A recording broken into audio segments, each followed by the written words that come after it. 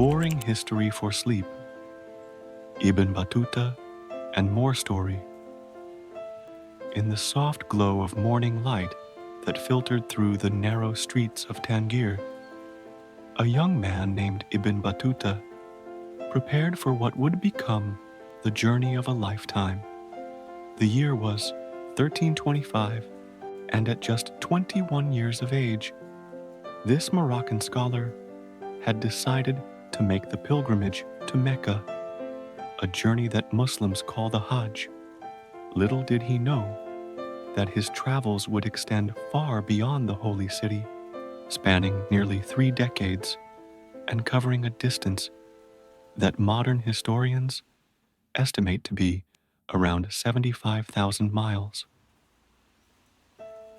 Ibn Battuta came from a family of Islamic legal scholars in Tangier, a coastal city nestled where the Mediterranean Sea meets the Atlantic Ocean.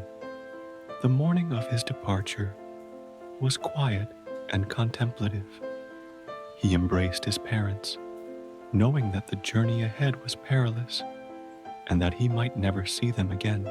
Such was the nature of long-distance travel in the 14th century, when roads were treacherous and the world beyond one's hometown remained largely unknown to most people.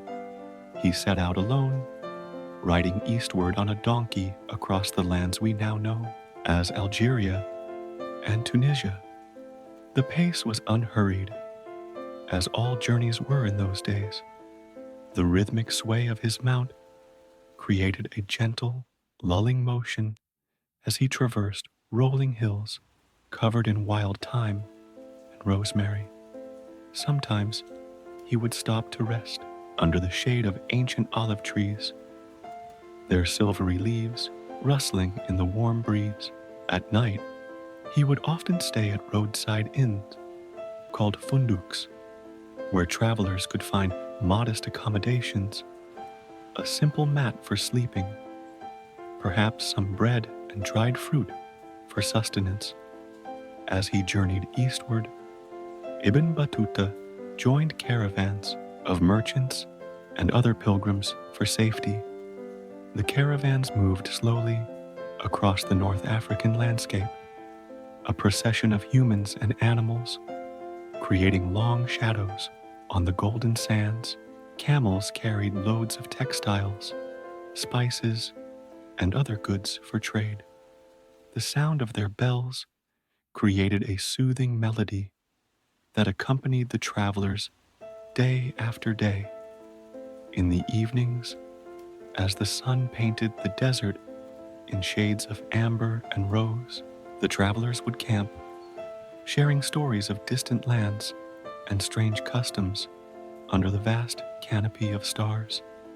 Through the stretching days and quiet nights, Ibn Battuta's journey continued. He passed through Alexandria in Egypt, marveling at its legendary lighthouse, one of the 7 wonders of the ancient world, that stood tall against the Mediterranean horizon.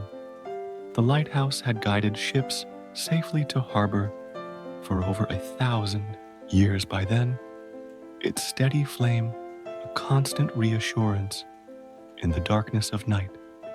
From Alexandria, he traveled to Cairo, then the greatest city in the Islamic world. The bustling markets, grand mosques, and centers of learning were overwhelming to the young traveler from Tangier.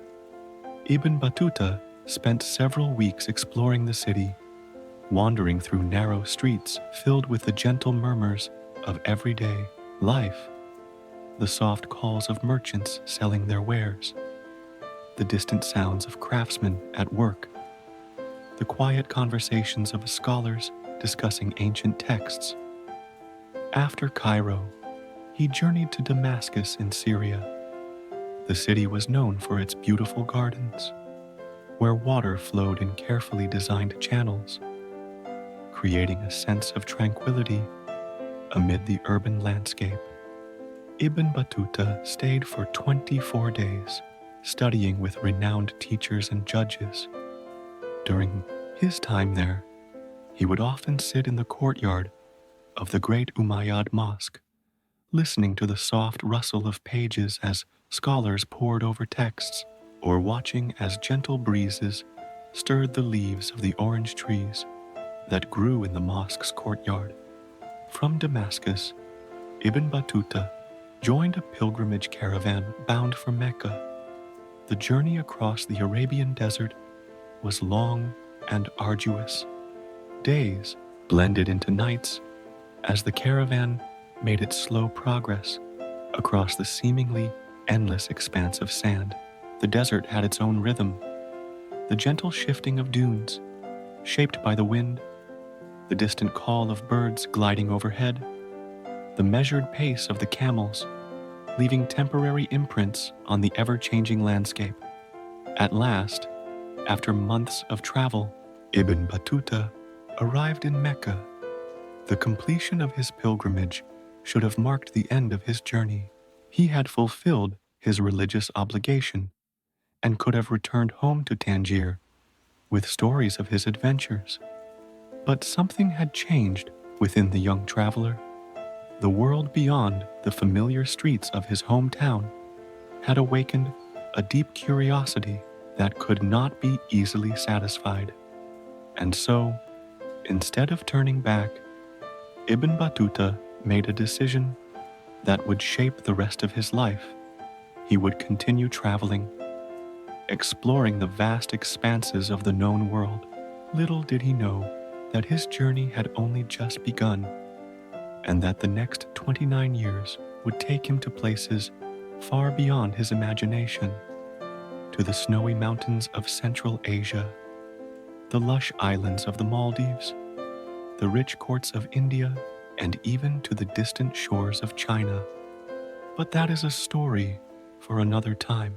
For now, let us imagine Ibn Battuta as he rests in Mecca, the stars above him shining like distant lanterns, guiding the way to lands yet unseen. The soft sounds of the city at night, quiet prayers, distant conversations, the gentle rustle of palm fronds in the breeze, lull him into a peaceful sleep, dreams of new horizons filling his mind as the world continues its slow, steady turning beneath the night sky. Story 2A's The First Light of Dawn painted the horizon in shades of gold and amber. Ibn Battuta set his sights eastward, beyond the sacred city of Mecca.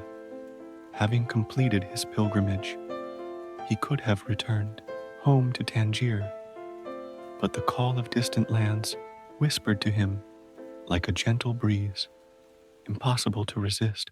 And so he journeyed onward, first to Persia, where ancient gardens created pockets of paradise in arid landscapes.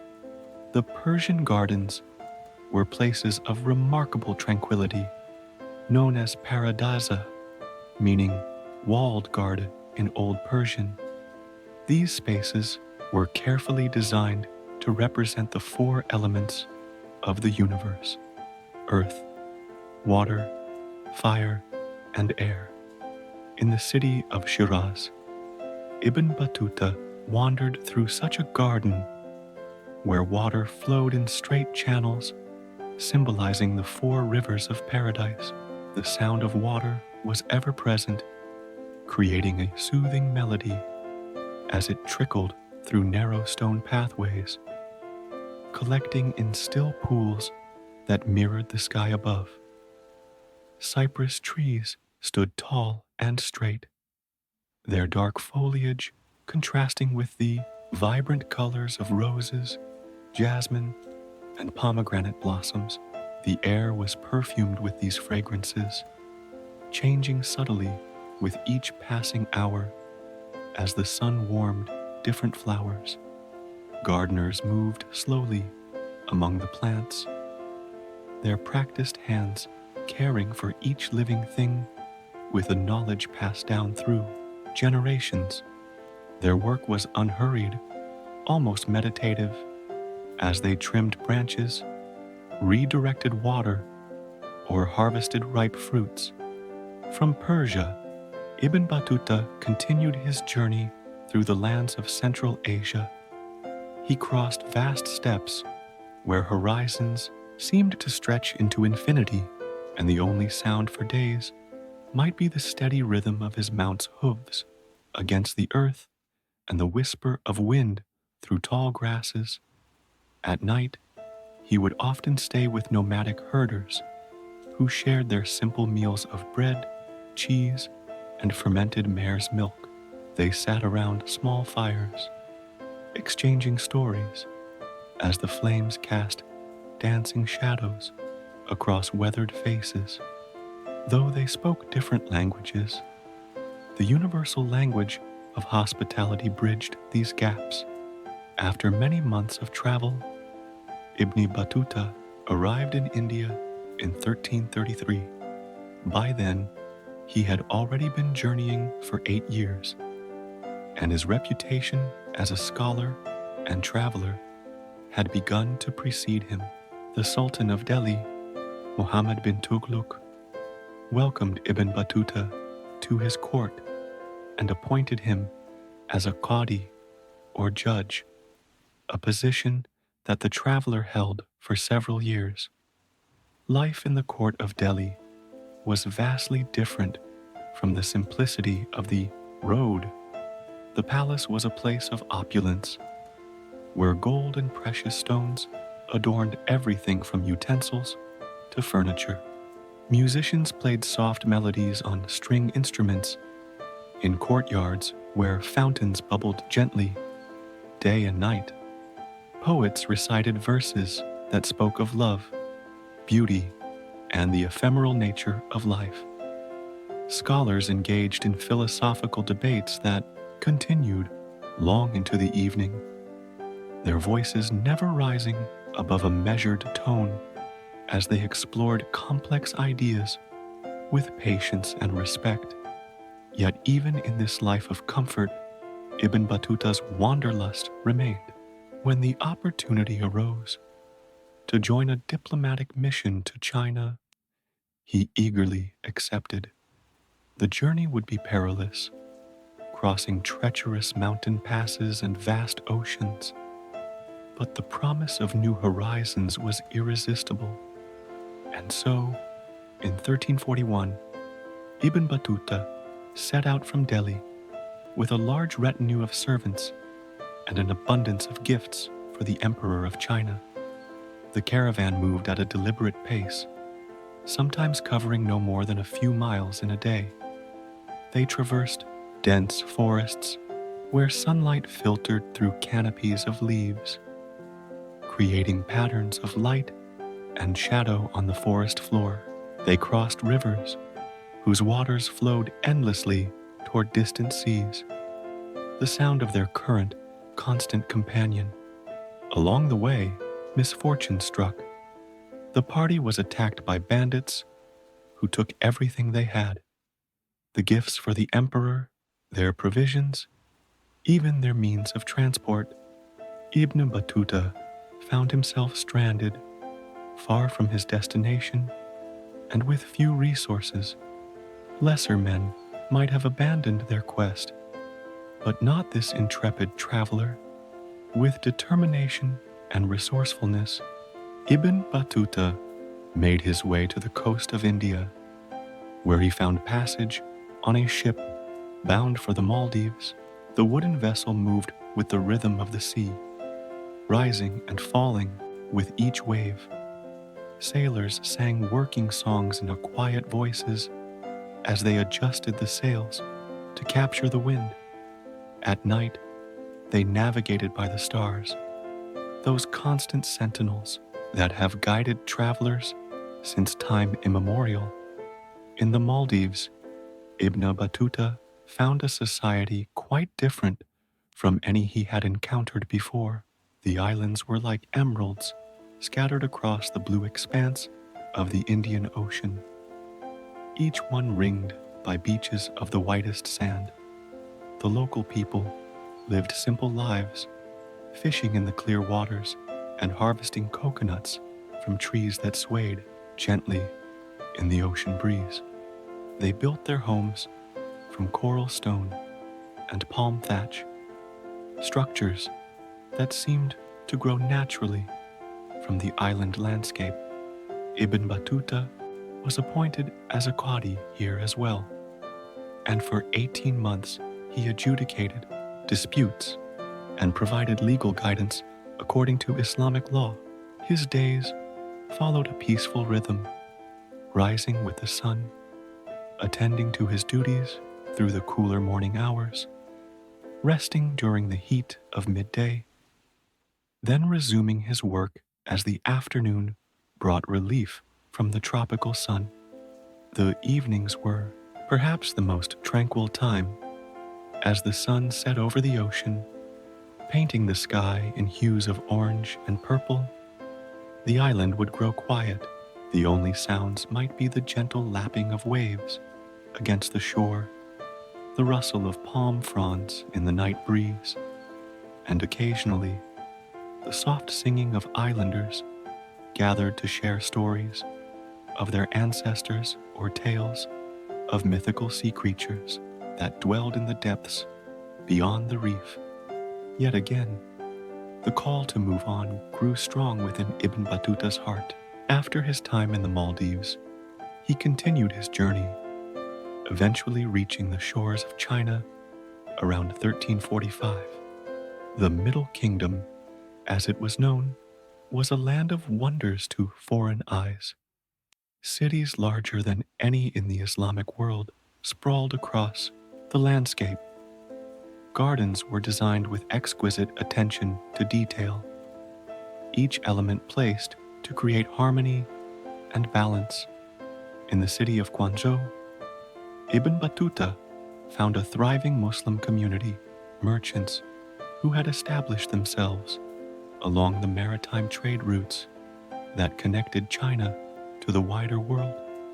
Here, he could pray in mosques that blended Islamic architectural elements with Chinese aesthetics. He could converse in Arabic with fellow Muslims while being surrounded by the sights, sounds, and aromas of a distinctly Chinese city. The pace of life in medieval China had its own unique cadence. Dawn would break to the sound of temple bells, their resonance spreading across the city like ripples on water.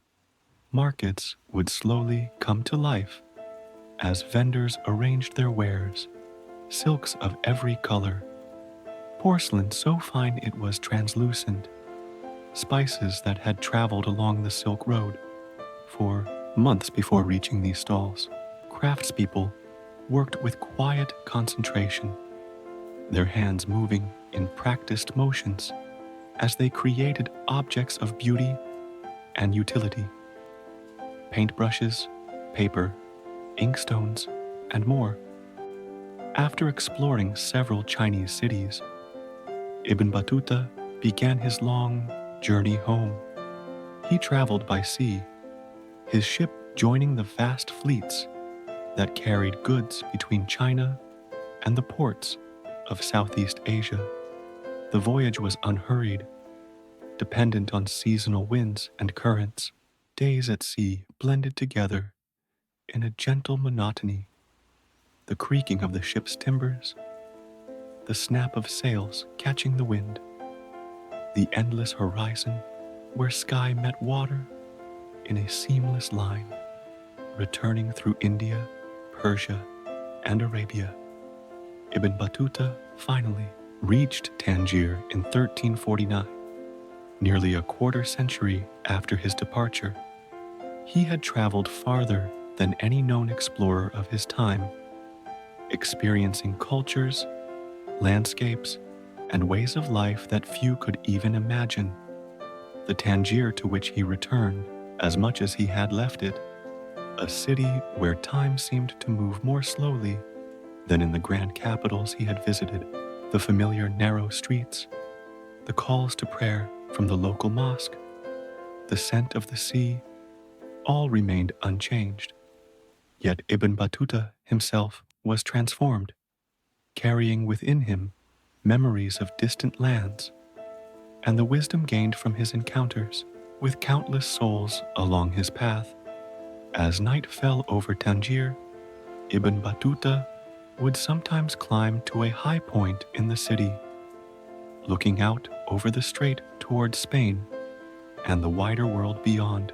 The stars above were the same stars that had guided him across deserts, mountains, and oceans. The gentle sound of waves breaking against the shore was a reminder of all the waters he had crossed, and as he closed his eyes, perhaps he could still hear the echoes of all the voices, all the songs, all the stories that had filled his journey, a symphony of humanity that had forever changed the way he understood the world. Story 3A's The moon rose over the rippling waters of the Mediterranean, casting a silver pathway across the gentle waves. Ibn Battuta's thoughts often turned to the journey yet to come. He had returned to his homeland of Morocco, but the tales of lands he had not yet seen continued to whisper to him in the quiet hours of the night. Among these was the fabled kingdom of Mali in West Africa, known for its extraordinary wealth in gold and the generosity of its rulers. The story of Mansa Musa, the emperor of Mali, who had made a pilgrimage to Mecca in 1324, was still told throughout the Islamic world. It was said that his caravan included 60,000 people and 80 camels each carrying 300 pounds of gold. Such was his generosity that the gold he gave away in Cairo alone caused inflation that affected the city's economy for years afterward.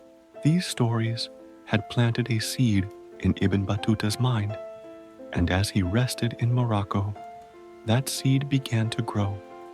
And so, in 1351, after 2 years at home, Ibn Battuta set out once more, this time southward across the vast Sahara Desert to visit the Kingdom of Mali. The journey began in Sijil Massa, an oasis city at the edge of the desert, where caravans gathered before the challenging crossing. Merchants acquired provisions, hired guides, and prepared their camels for the journey ahead. There was no hurry in these preparations. Every detail needed careful attention, for the desert forgave no mistakes. The caravan Ibn Battuta joined moved at the slowest of paces. Camels walked with measured steps, their padded feet spreading wide on the soft sand to prevent sinking. The rhythmic swaying of their bodies created a gentle rocking motion that, over time, could lull even the most anxious traveler into a state of calm acceptance.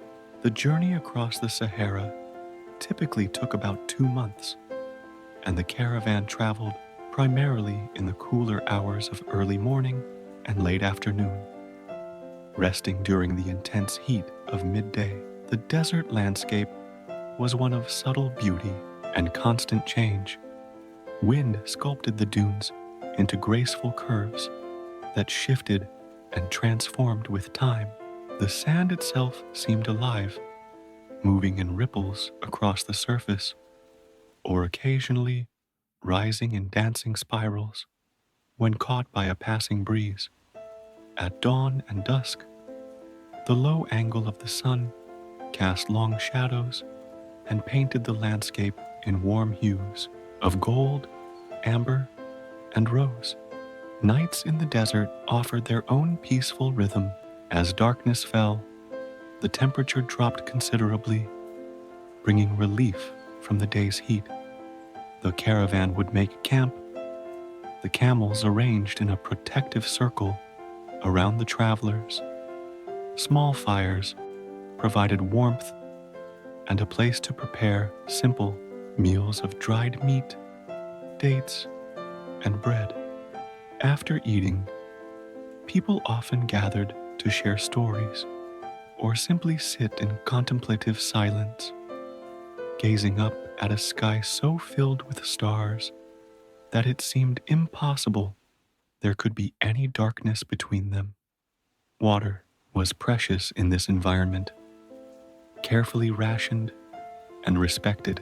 The caravan moved from one oasis to another, these islands of green amid the sea of sand, providing not just water, but also a chance to rest in the shade of date palms and replenish supplies. At each oasis, local people had developed methods of water conservation that had been refined over countless generations. They dug wells by hand, sometimes hundreds of feet deep, and created intricate irrigation systems to nurture gardens and small fields in the harsh environment. After many weeks of travel, the landscape began to change. The endless dunes gave way to semi-arid savanna, where scattered acacia trees provided occasional shade, and grasses grew in increasing abundance. Eventually, they reached the banks of the Niger River, a lifeline flowing through the western Sahel, bringing water and fertility to an otherwise challenging environment. Following the river, Ibn Battuta at last reached the Kingdom of Mali. The capital was not the grand city he had imagined, based on tales of Mansa Musa's wealth.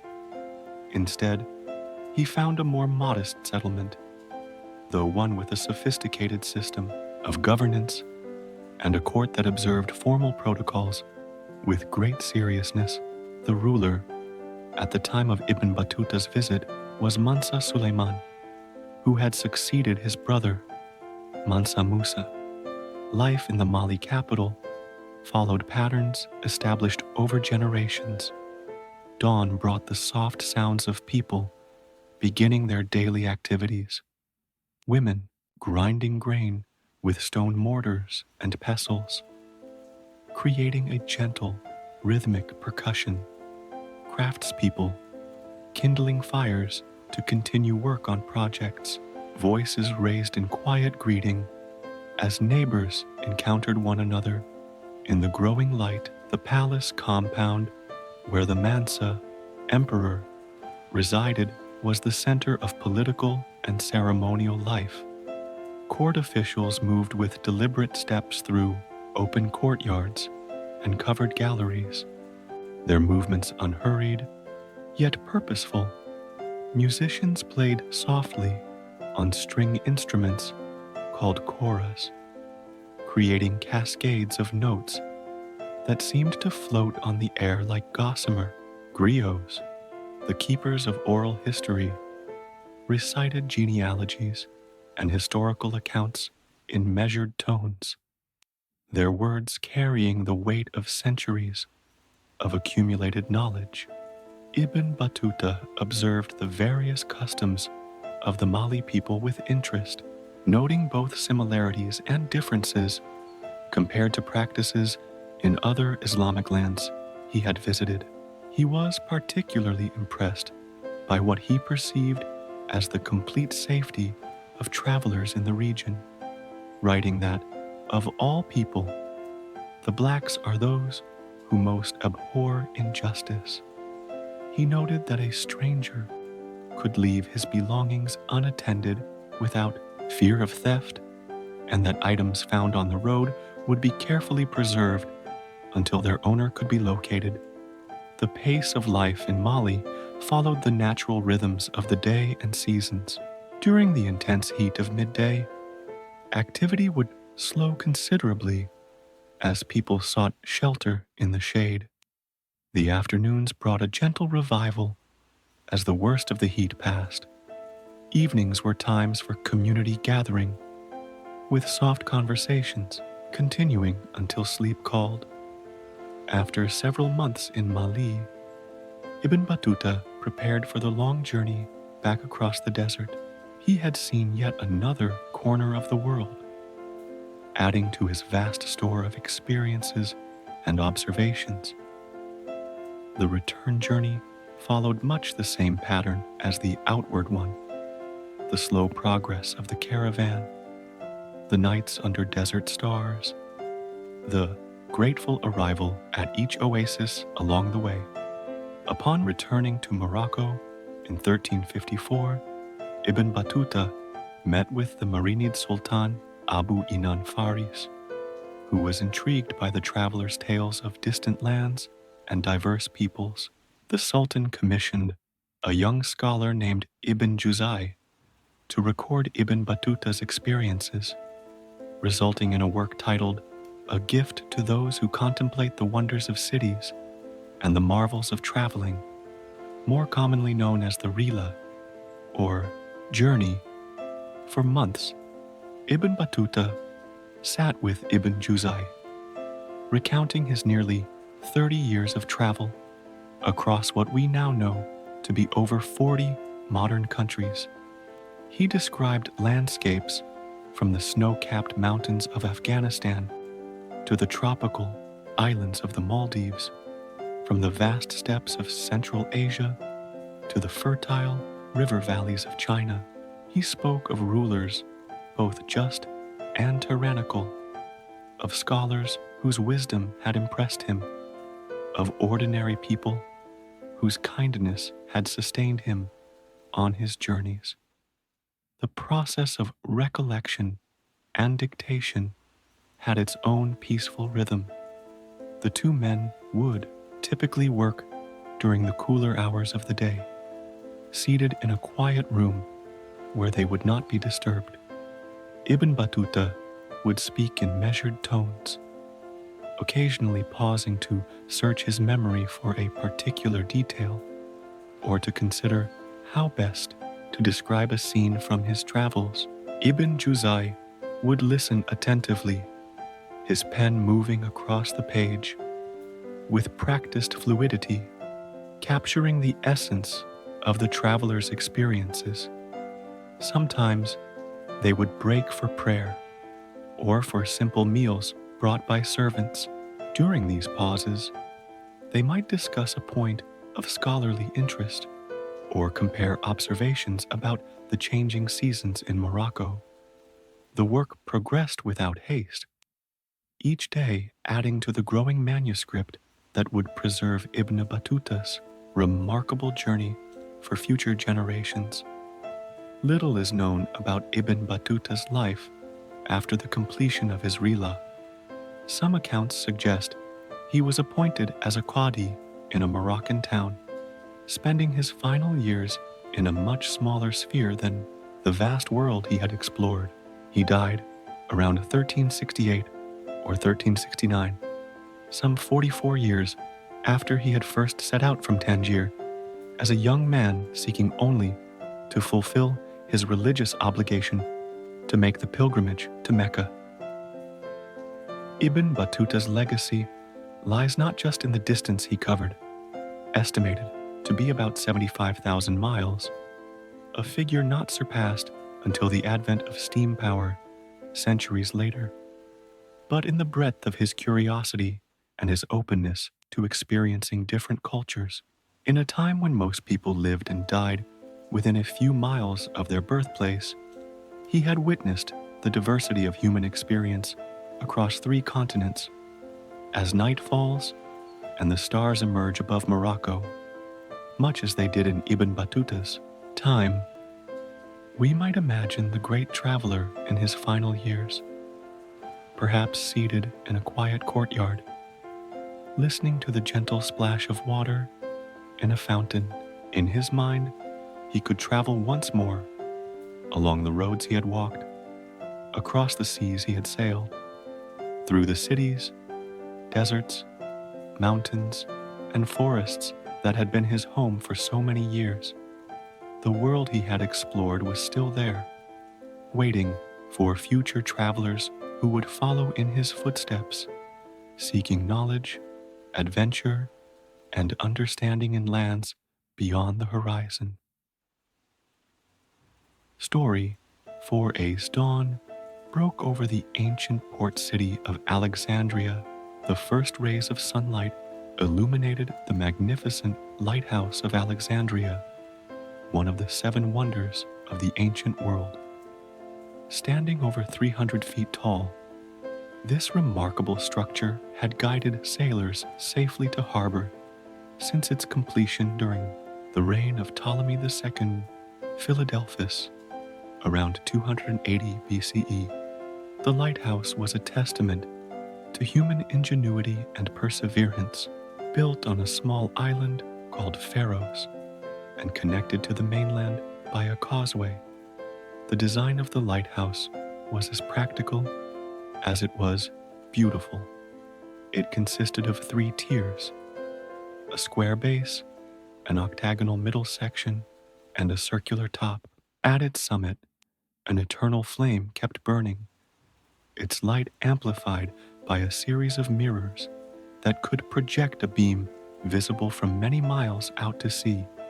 Some accounts suggest that these mirrors were made of polished bronze, while others claim they were crafted from carefully polished glass. Life around the lighthouse followed the gentle rhythm of the sea. Each morning, lighthouse keepers would climb the internal spiral ramp that wound its way to the top. The journey was unhurried, with rest areas provided at various levels where the keepers could pause to catch their breath and perhaps gaze out at the Mediterranean through small windows. The interior of the structure was cool and dark, a welcome respite from the heat of the Egyptian sun. At the summit, the keepers would tend to the flame, ensuring it had sufficient fuel to burn brightly throughout the day and night. They might adjust the mirrors based on weather conditions or the position of the sun.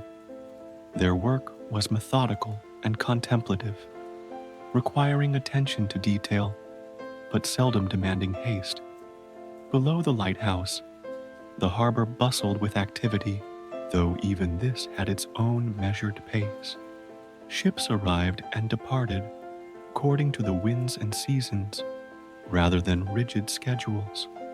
Sailors moved with the practiced efficiency of those who understand that the sea rewards patience and punishes impulsiveness. Dock workers unloaded cargo in teams, their movements coordinated through experience rather than explicit instruction. A crate passed from hand to hand, a rope gradually tightened to secure a vessel to its mooring. The lighthouse served not only as a navigational aid, but also as a symbol of Alexandria's importance as a center of knowledge and commerce. Just as the lighthouse guided ships safely to harbor, the great library of Alexandria, located not far from the shore, served as a beacon of learning that attracted scholars from across the known world. The Library of Alexandria was established around the same time as the lighthouse, during the early Ptolemaic dynasty. At its height, it was said to house hundreds of thousands of scrolls, containing knowledge on subjects ranging from mathematics and astronomy to poetry and philosophy. Scholars came from far and wide to study these texts and to contribute their own knowledge to the growing collection. Within the library, life moved at the unhurried pace of scholarly pursuit. Readers would sit at tables in the main hall, carefully unrolling papyrus scrolls and absorbing their contents in silence. The only sounds might be the occasional rustle of papyrus, the soft padding of sandaled feet, or the quiet murmur of scholars discussing a particularly interesting passage. Copyists worked in separate rooms, painstakingly reproducing texts to preserve them for future generations. Their work required exceptional focus and precision, each letter formed with care using reed pens dipped in ink made from soot, gum, and water. There was no rushing this process. A single scroll might take weeks or even months to copy accurately. In the courtyards and gardens surrounding the library, scholars would gather for quiet discussions, walking slowly along shaded paths as they debated philosophical points or shared observations about the natural world. These conversations might continue for hours, following tangents and exploring nuances with no concern for time beyond the natural boundaries of daylight and darkness. Tragically, both the lighthouse and library of Alexandria would eventually be lost to history. The lighthouse stood for approximately 1,600 years before being damaged by earthquakes in the 10th and 14th centuries. Its remains were used in the construction of the citadel of Qaitbay, which still stands on Pharos Island today. The library suffered a more complex fate, declining gradually over centuries due to a combination of factors, including fires, shifting political priorities, and the fragile nature of papyrus itself. Yet, the legacy of these two great structures lives on. The Lighthouse of Alexandria inspired the design of lighthouses around the world for centuries to come. Even today, lighthouses serve the same fundamental purpose, providing guidance and safety to those navigating uncertain waters. The Great Library, meanwhile, established a model for the collection and preservation of knowledge that continues to influence libraries and academic institutions worldwide. As we imagine these ancient landmarks in their prime, we might envision the sunset casting a golden glow over Alexandria's harbor. The lighthouse keepers would be lighting the great fire at the top of the structure, ensuring its beam would guide ships safely through the night. In the library, scholars might be carefully placing their scrolls in storage, marking the places where they would continue reading the following day. The city would begin to quiet as people returned to their homes, perhaps pausing to look up at the steady light emanating from the Pharos, a reassuring presence in the gathering darkness. The story of the Lighthouse and Library of Alexandria reminds us of humanity's enduring desire to illuminate both the physical and metaphorical darkness, to create beacons that guide us safely through unknown territories, whether those territories are the vast expanses of the sea or the equally vast realms of knowledge and understanding. In our modern world of instant communication and rapid transportation, there is something deeply soothing about contemplating these ancient structures and the measured pace of life that surrounded them, a pace determined not by clocks and schedules, but by the natural rhythms of daylight and darkness, seasons and tides, curiosity and contemplation. As night falls completely over our imagined scene of ancient Alexandria, the lighthouse beam cuts through the darkness, sweeping across the water in a steady pattern. Within the city, oil lamps cast soft pools of light in homes and workshops. The great library stands in silhouette against the night sky. Its scrolls safely stored until morning brings a new day of learning and discovery. And all around, the Mediterranean Sea continues its eternal motion, waves gently lapping against the shores of a city where human ingenuity once created wonders that would be remembered for thousands of years to come. Stories of the gentle dawn light filtered through the dense forest canopy, casting dappled patterns on the ground as Jung-hee and his party made their way along the narrow path. It was the early 15th century, and this remarkable Chinese admiral was leading what would become one of the greatest maritime expeditions in history. Born Ma He to a Muslim family in Yunnan province, he had been captured as a child during the Ming conquest of Yunnan and eventually rose to become a trusted advisor to the Yongle emperor, who renamed him Zheng He.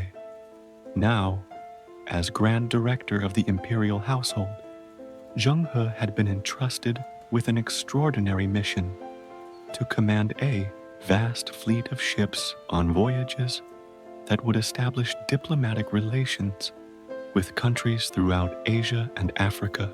The scale of the enterprise was unprecedented. The fleet included massive treasure ships that dwarfed European vessels of the time, some measuring over 400 feet in length, with multiple masts and compartmentalized hulls that made them virtually unsinkable. The construction of these ships had been a marvel of medieval engineering, taking place in the shipyards of Nanjing along the Yangtze River. Shipwrights worked with quiet efficiency, their movements guided by generations of accumulated knowledge.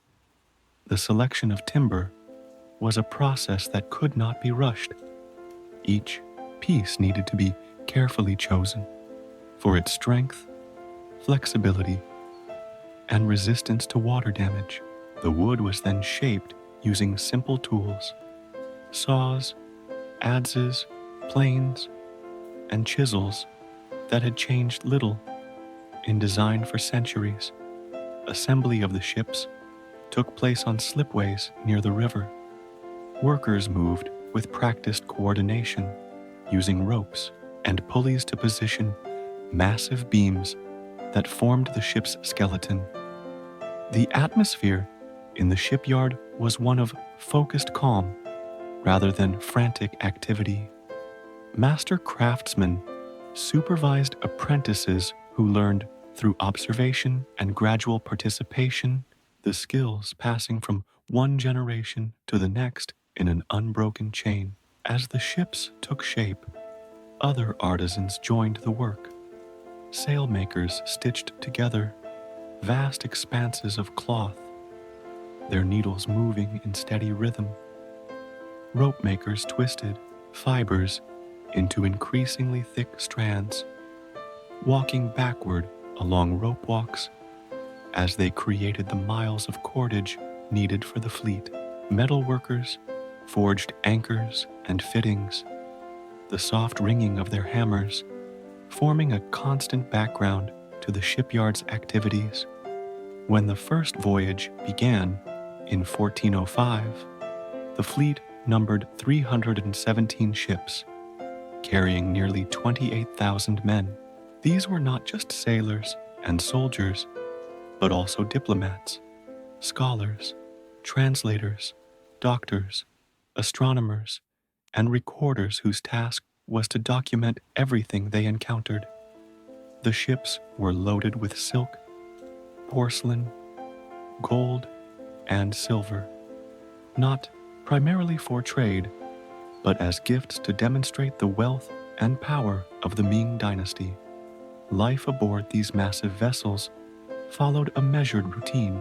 The day began at dawn with the changing of the watch, signaled by the gentle striking of a bronze bell. Sailors moved about their duties with the easy confidence that comes from long familiarity. Some tended to the sails, adjusting them to capture the wind most effectively. Others checked the integrity of the hull, listening for the subtle sounds that might indicate a problem developing. Still others prepared meals in the ship's galley, working with ingredients preserved through drying, salting, or pickling. Navigation was a blend of science and art. The ships were equipped with compasses, their magnetized needles floating in bowls of water to indicate direction. Astronomical observations helped determine latitude, with navigators measuring the height of certain stars above the horizon using simple yet effective instruments. But equally important was the accumulated wisdom of experienced sailors who could read the patterns of waves, the flight of birds, the color of the water, and countless other signs to understand their position and the conditions that lay ahead. The fleet's first destination was Vietnam, followed by visits to Java, Sumatra, and Sri Lanka. At each stop, Zheng He presented gifts to local rulers and established diplomatic relations. The approach was always peaceful, though the fleet carried sufficient arms to defend itself if necessary. Its primary purpose was to build connections rather than to conquer or colonize. From South Asia, the fleet continued westward across the Indian Ocean, a journey that took them far beyond the territories previously explored by Chinese ships. They visited India, Persia, Arabia, and the east coast of Africa, reaching as far south as present-day Kenya. Throughout these voyages, the ships maintained formation, communicating with flags during daylight and lanterns at night. The steady progress of the massive fleet across the ocean must have been a sight of serene majesty. Dozens of ships, with their red sails billowing, moving in harmony with the rhythms of wind and waves. At each port, the arrival of the Chinese fleet caused a sensation. Local people gathered to marvel at the size of the treasure ships, which dwarfed any vessel they had seen before. Diplomatic exchanges followed a carefully choreographed protocol, with gifts presented and received according to established rituals. The Chinese visitors showed respect for local customs while sharing aspects of their own culture through artifacts, music, and scholarly discussions. Zheng He's fleet returned to China in 1407, but this was only the beginning. Over the next 28 years, he would lead 6 more expeditions, each following a similar pattern of peaceful diplomatic engagement. These voyages established a network of relationships that facilitated the flow of goods, ideas, and technologies across vast distances. During the periods between voyages, Zheng He would often retreat to temples or gardens for contemplation.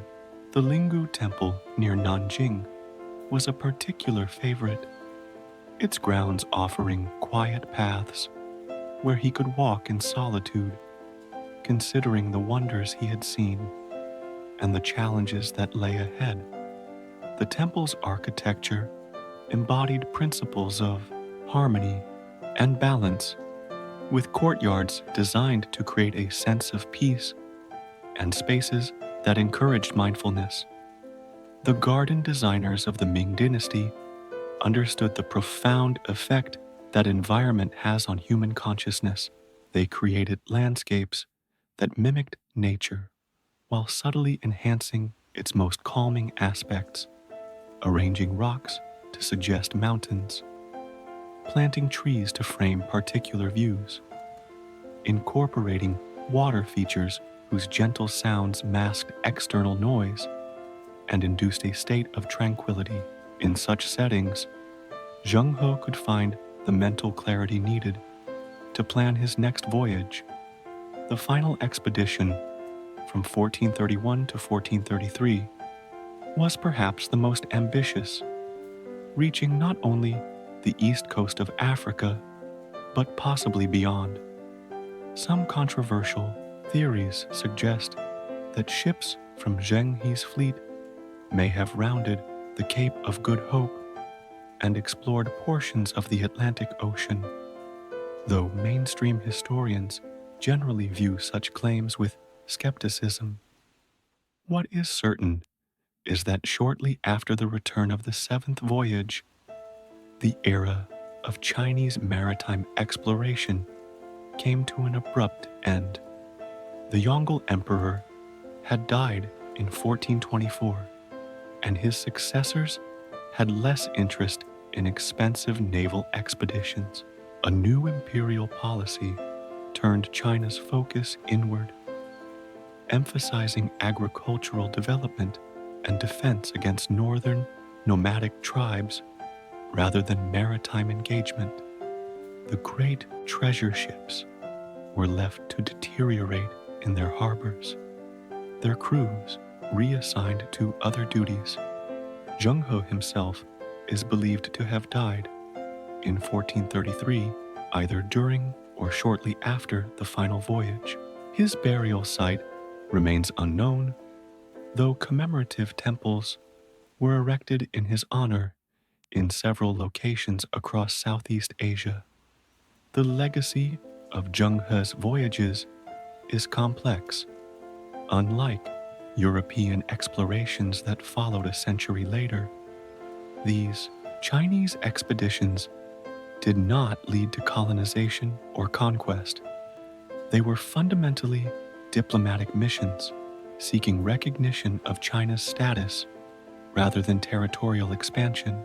The fleet collected exotic items, including a giraffe, that caused a sensation when presented to the imperial court. But these were curiosities rather than exploitative extractions of resources. For a brief period, Zheng He's treasure ships created connections across the Indian Ocean world, linking civilizations that had previously had limited contact.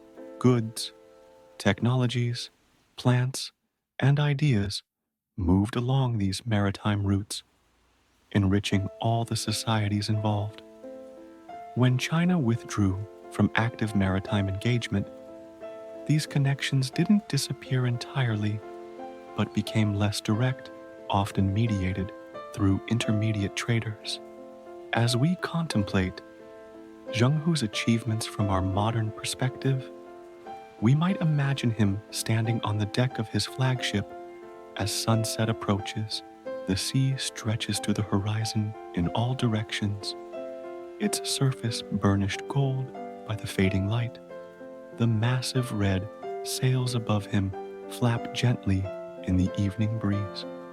Around him, sailors move with quiet efficiency, preparing the ship for the night watch.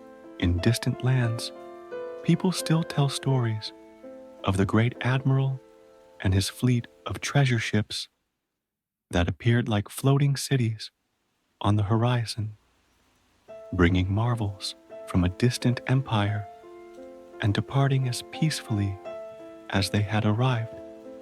The legacy of these voyages reminds us that exploration need not be synonymous with exploitation, that power can express itself through diplomacy rather than dominance, and that the connections between distant cultures can develop through peaceful engagement rather than conflict.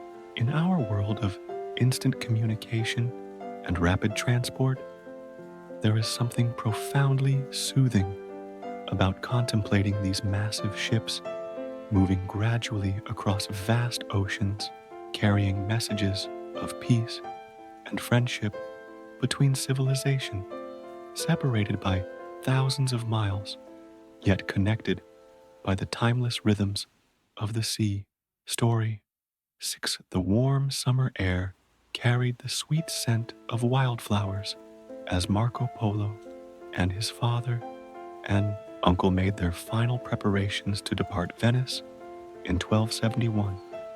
The young Marco was just 17 years old, about to embark on a journey that would last 24 years and take him farther from home than any European of his time had traveled. Before, the Polo family were merchants with connections to the East, and this would not be the first such journey for Niccolo and Maffeo, Marco's father and uncle. They had already traveled to the court of Kublai Khan, the Mongol ruler who had conquered China and established the Yuan dynasty.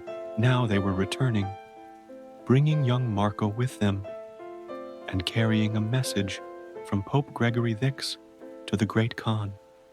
Their departure from Venice was unhurried, a scene repeated countless times in that maritime republic.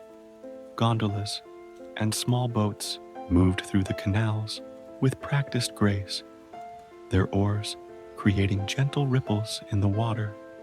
Larger vessels waited in the lagoon, loaded with trade goods and provisions for the long journey ahead. Family members and friends gathered to bid farewell, knowing that years might pass before they saw the travelers again, if they returned at all. The journey began with a sea crossing to Acre in present-day Israel, then controlled by the Kingdom of Jerusalem.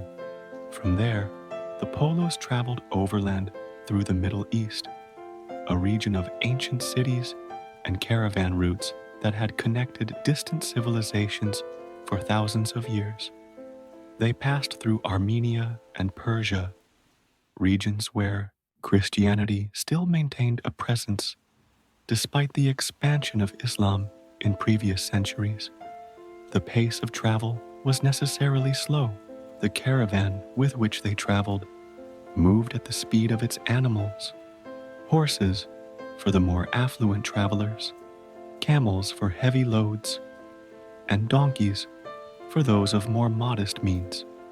Each day's journey would typically begin before dawn when the air was cool, and continue until midday when the heat became too intense.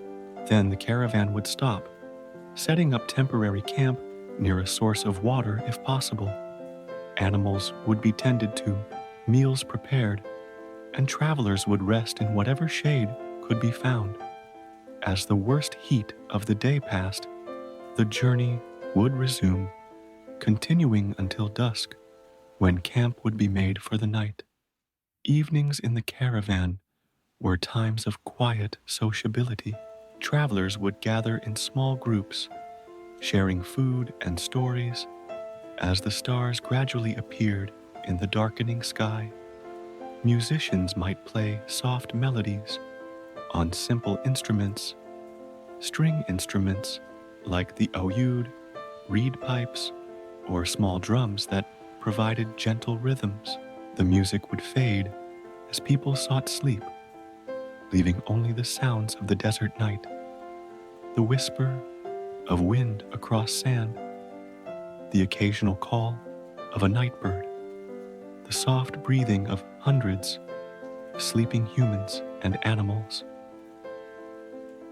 The Polos route took them through Central Asia, a landscape of vast steppes where horizons seemed to stretch forever, punctuated by mountain ranges whose peaks disappeared into the clouds. They crossed the Pamir Mountains, sometimes called the roof of the world, where the air was thin and cold despite the summer season.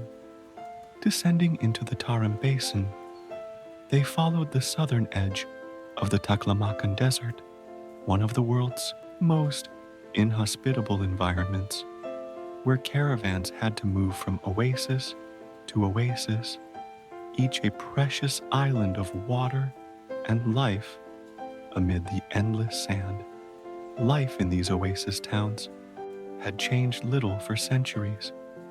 Mud brick buildings provided cool shelter from the harsh desert climate.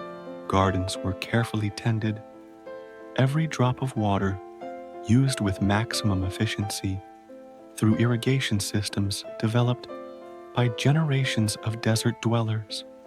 Markets operated in the cooler hours, merchants displaying goods brought from both east and west, Chinese silks and porcelain, Indian spices and textiles, Persian carpets and metalwork. The arrival of a caravan was always a significant event, bringing not just goods for trade, but also news, and stories from distant lands. After more than 3 years of travel, the Polos finally reached the court of Kublai Khan in what is now Beijing. The Great Khan received them warmly, particularly interested in the young Marco, whose quick mind and linguistic abilities impressed him. Marco was soon given official positions in the Khan's administration, allowing him to travel widely throughout the vast Mongol Empire, which at that time covered most of East Asia and portions of Central and Eastern Europe. For 17 years, Marco Polo served the Great Khan in various capacities. He was sent on diplomatic missions to regions as distant as Burma, India, and Vietnam. He served as a tax collector, governor, and member of the Khan's Privy Council. Through all these roles, he observed and documented the cultures, technologies, and natural wonders of lands unknown to Europeans of his time. Life in the court of Kublai Khan followed rhythms both similar to and different from those Marco had known in Venice. The day began with the rising sun as servants moved quietly through the vast palace complex, preparing for the day ahead. The Khan himself typically began with a period of contemplation, sometimes consulting with astrologers or religious advisors about auspicious times for various activities. Court officials would gather to discuss matters of state, their conversations conducted with the formal politeness characteristic of Chinese administrative culture. Meals in the palace were elaborate affairs, with dozens of dishes presented in a specific order, each prepared with attention to balance and harmony according to principles that combined nutrition, medicine, and aesthetics.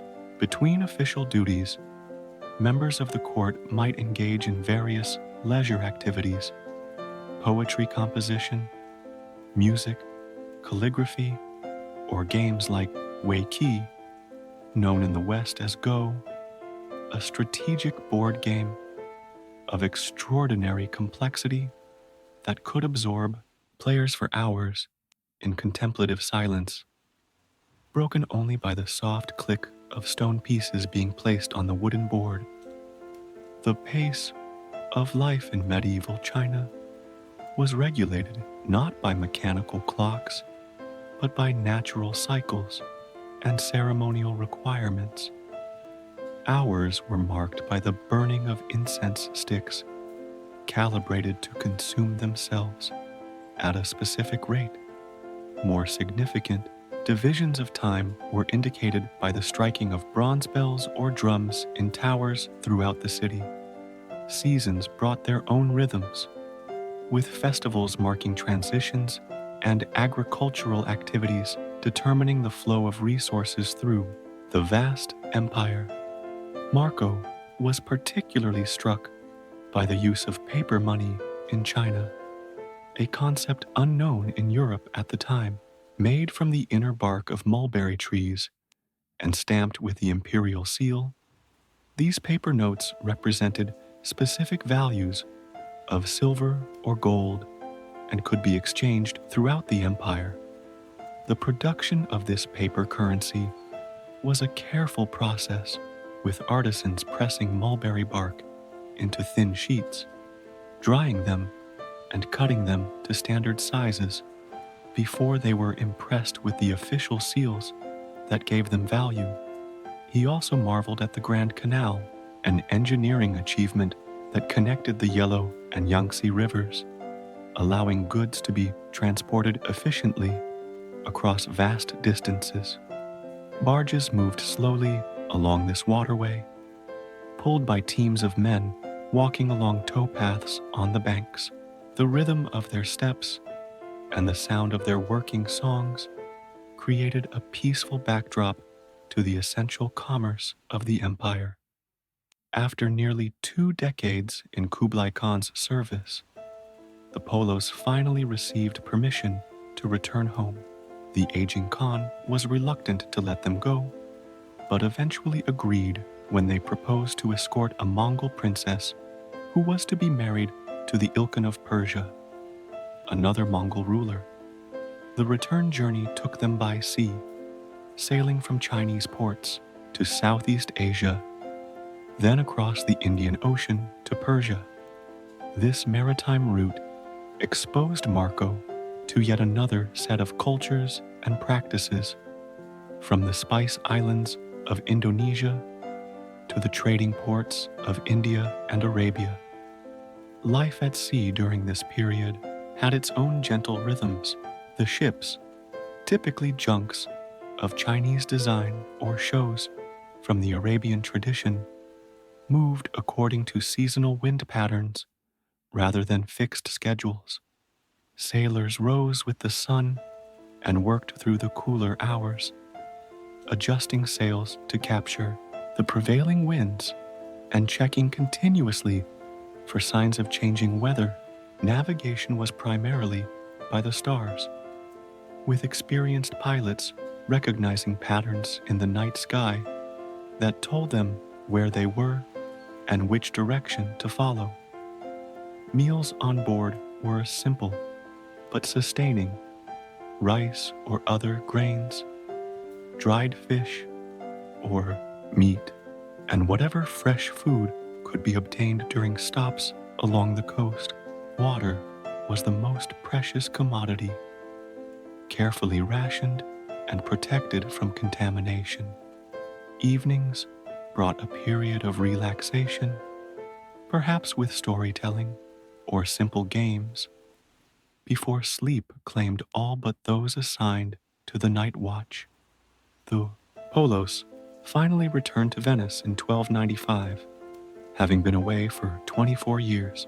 Legend has it that they were initially unrecognized by their family members. So changed were they by their long journey and the hardships they had endured.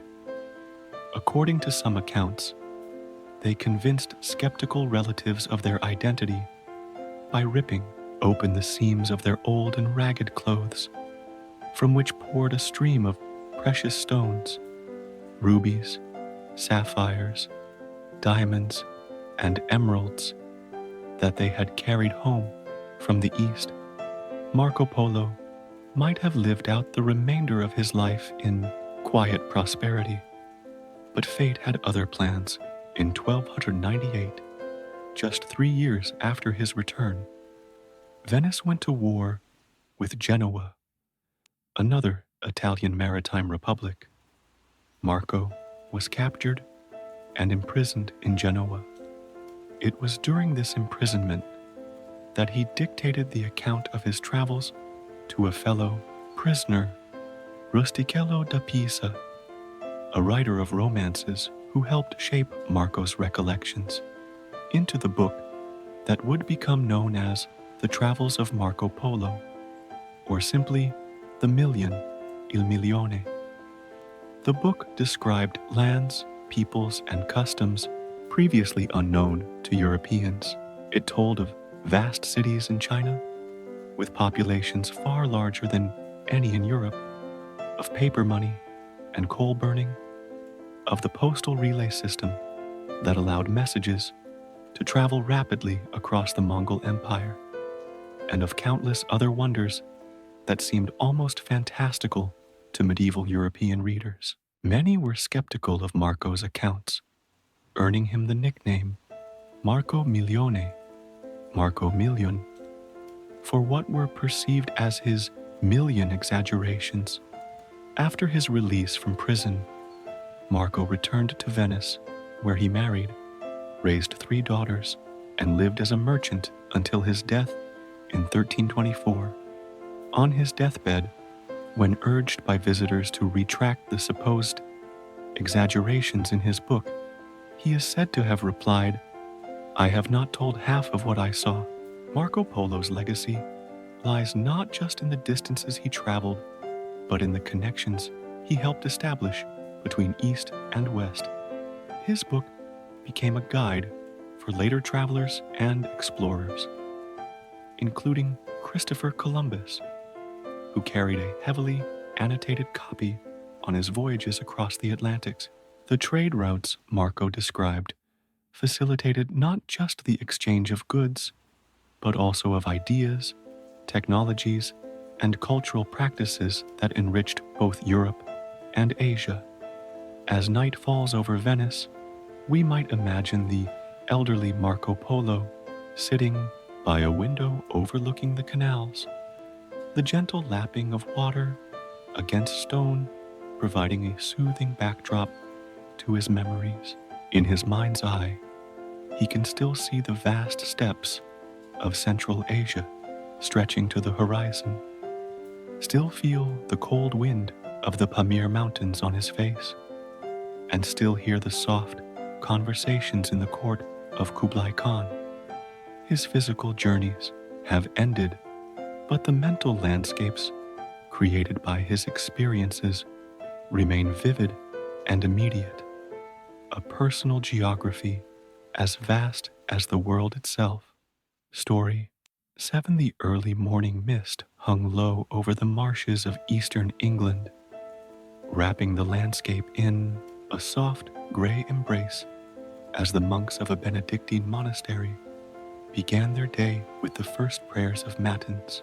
It was the 10th century, and monastic communities like this one had become centers of learning, spirituality, and agricultural innovation throughout medieval Europe. Their daily routines, carefully structured around the liturgical hours, created a rhythm of life that remained largely unchanged for centuries. The rule of Saint Benedict, established in the 6th century, provided the framework for monastic life. It prescribed a balanced approach to human existence, dividing the day between prayer, study, and manual labor. Ora et labora, pray and work, was the guiding principle. This ancient wisdom recognized the human need for variety in activity while maintaining an overall sense of purpose and direction.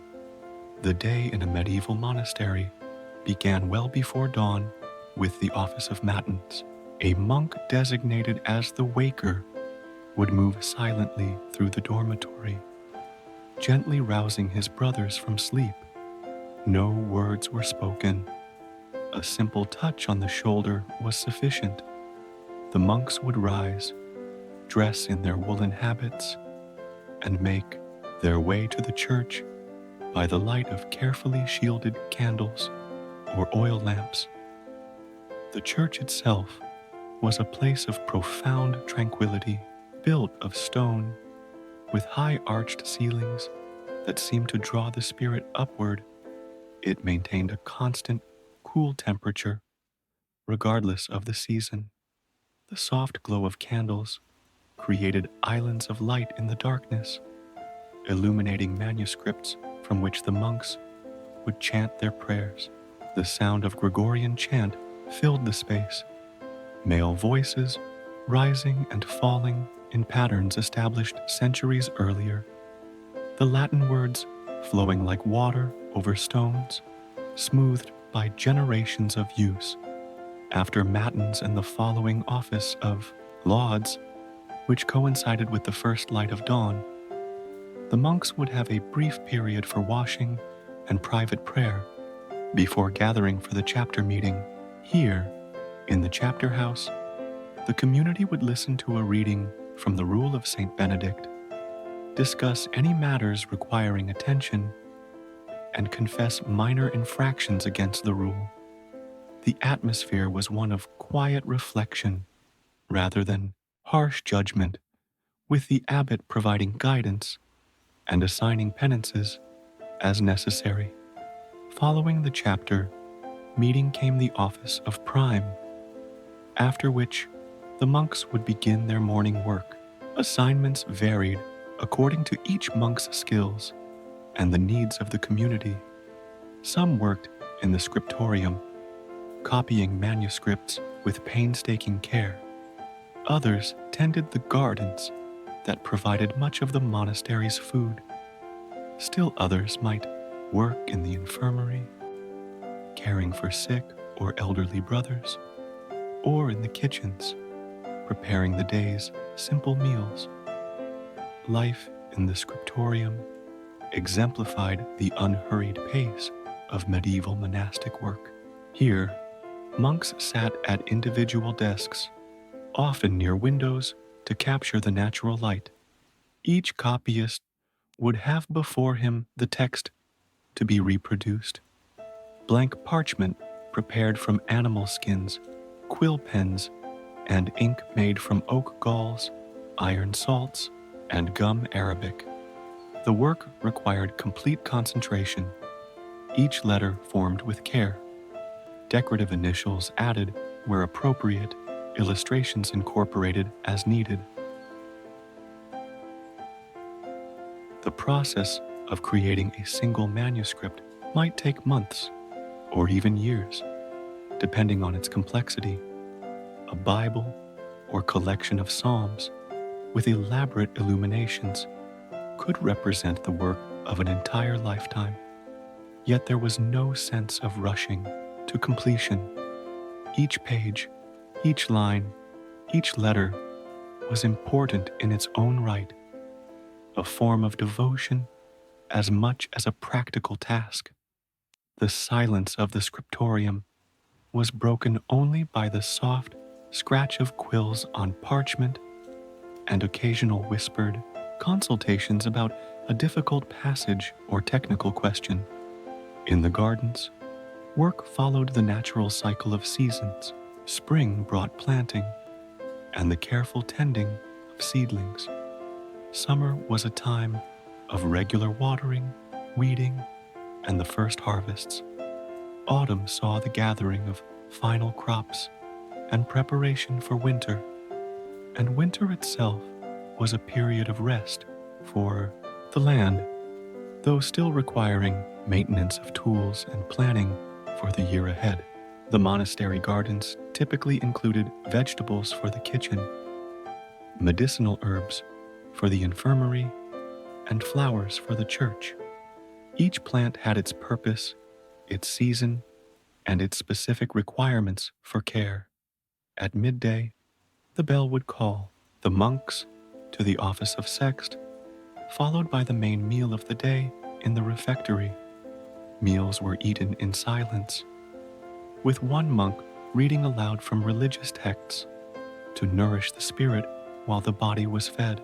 The food was simple but adequate: bread, beans, vegetables from the garden, occasionally fish from the monastery ponds, and rarely meat, which was generally reserved for the sick or for special feast days.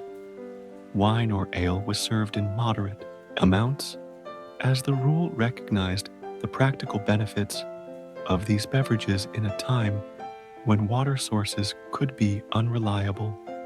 After the meal came a brief period of rest, particularly valued during the heat of summer. Some monks might nap in the dormitory, while others preferred to sit in the cloister garden, a square courtyard typically surrounded by covered walkways that provided shade while allowing the enjoyment of fresh air. The cloister was a place of contemplation, its design often incorporating a central fountain whose gentle sound masked external noises and created an atmosphere conducive to thoughtful reflection. The afternoon brought the office of nun, followed by more work until vespers. At sunset, this work might continue the morning's tasks or involve different activities. As daylight faded, monks working in the scriptorium would need to stop, as artificial light was considered inadequate for such detailed work.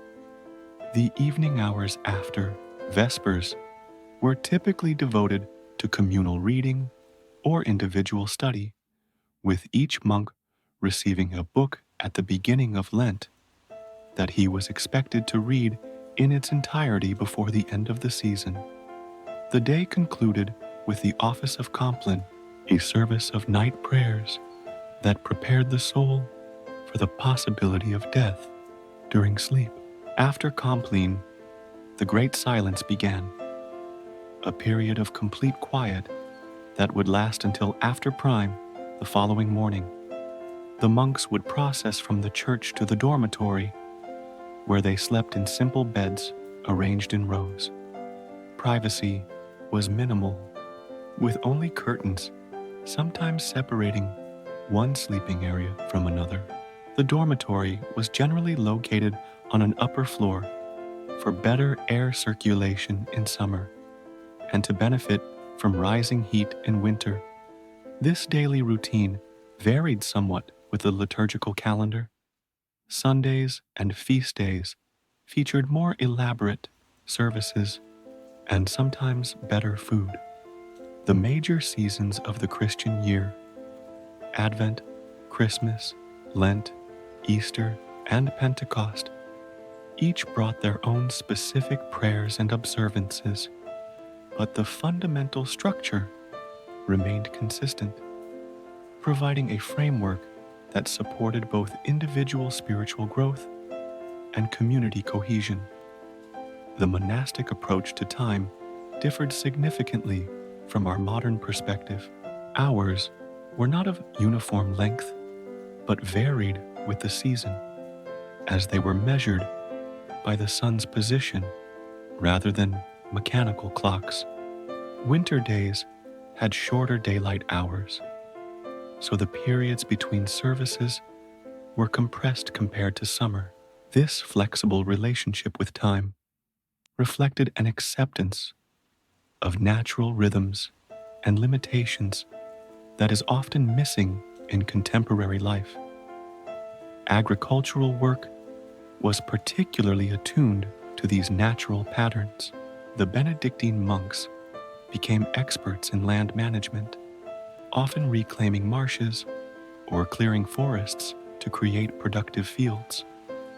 They developed or preserved techniques for crop rotation, irrigation, and selective breeding of plants and animals. Their approach was one of careful stewardship rather than aggressive exploitation, seeking to improve the land's productivity while maintaining its long-term health. In the monastery garden, the cultivation of the herbs represented an important intersection of practical knowledge and spiritual care. The herb garden was typically divided into sections for culinary herbs, medicinal plants, and those used in religious ceremonies or for practical purposes like dyeing textiles. The infirmary, responsible for the health of the community, would work closely with the gardener to ensure a steady supply of plants needed for various remedies. The preparation of medicines followed traditions stretching back to ancient Greece and Rome, augmented by local knowledge and practical experience. Herbs might be dried for storage, pressed for their oils, or steeped in alcohol or water to create tinctures and infusions. The process was unhurried, with careful attention to the quality of ingredients and the specific needs of each patient. Treatment focused on restoring balance to the body's four humors: blood, phlegm, black bile, and yellow bile, a system derived from Hippocratic and Galenic medicine that remained influential throughout the medieval period. Another significant aspect of monastic life was hospitality. The rule of Saint Benedict instructed that guests should be received as Christ himself, and monasteries typically maintained a separate building, the guest house, where travelers could find food, shelter, and medical care if needed. This tradition of hospitality was especially important in an era when travel was difficult and potentially dangerous, and public accommodations were limited or non-existent in many areas. The guest master would welcome visitors, assess their needs, and ensure they were properly cared for during their stay. Wealthier guests might make donations to the monastery in return for this hospitality, while the poor were served without expectation of payment. This open-door policy made monasteries important hubs in the medieval social network, places where people of different backgrounds and experiences could meet and share knowledge. Monasteries also played a crucial role in education. Many maintained schools for local children or for boys who might eventually join the monastic community. The curriculum focused on the 7 liberal arts: grammar, rhetoric, and logic, the trivium, followed by arithmetic, geometry, astronomy, and music, the quadrivium. Instruction was primarily through memorization and recitation, with students often learning Latin texts by heart before fully understanding their meaning. The pace of learning was gradual, allowing concepts to be absorbed deeply rather than merely skimmed. Teachers recognized that different students learned at different rates and might spend years working with the same group, adapting their approach to individual needs. Physical punishment was used, but generally as a last resort rather than a primary motivational tool. Perhaps most significantly, monasteries preserved and transmitted knowledge through their libraries and scriptoria. In an age before printing, each book had to be copied by hand, a labor-intensive process that made written works precious commodities. Monastic libraries collected texts on a wide range of subjects, not just religious works, but also classical literature, history, natural philosophy, what we would now call science, medicine, and practical arts. By copying these manuscripts, monks ensured that the wisdom of earlier ages was not lost and could be shared with future generations. As night descended fully over the monastery, the buildings would grow quiet, except for the soft sounds of sleeping, breaths, and perhaps the footsteps of the night watch. Monks assigned to maintain prayers through the darkest hours and to be ready in case of emergency. Outside, the countryside would be wrapped in darkness, broken only by starlight and perhaps the distant flicker of a peasant's fire.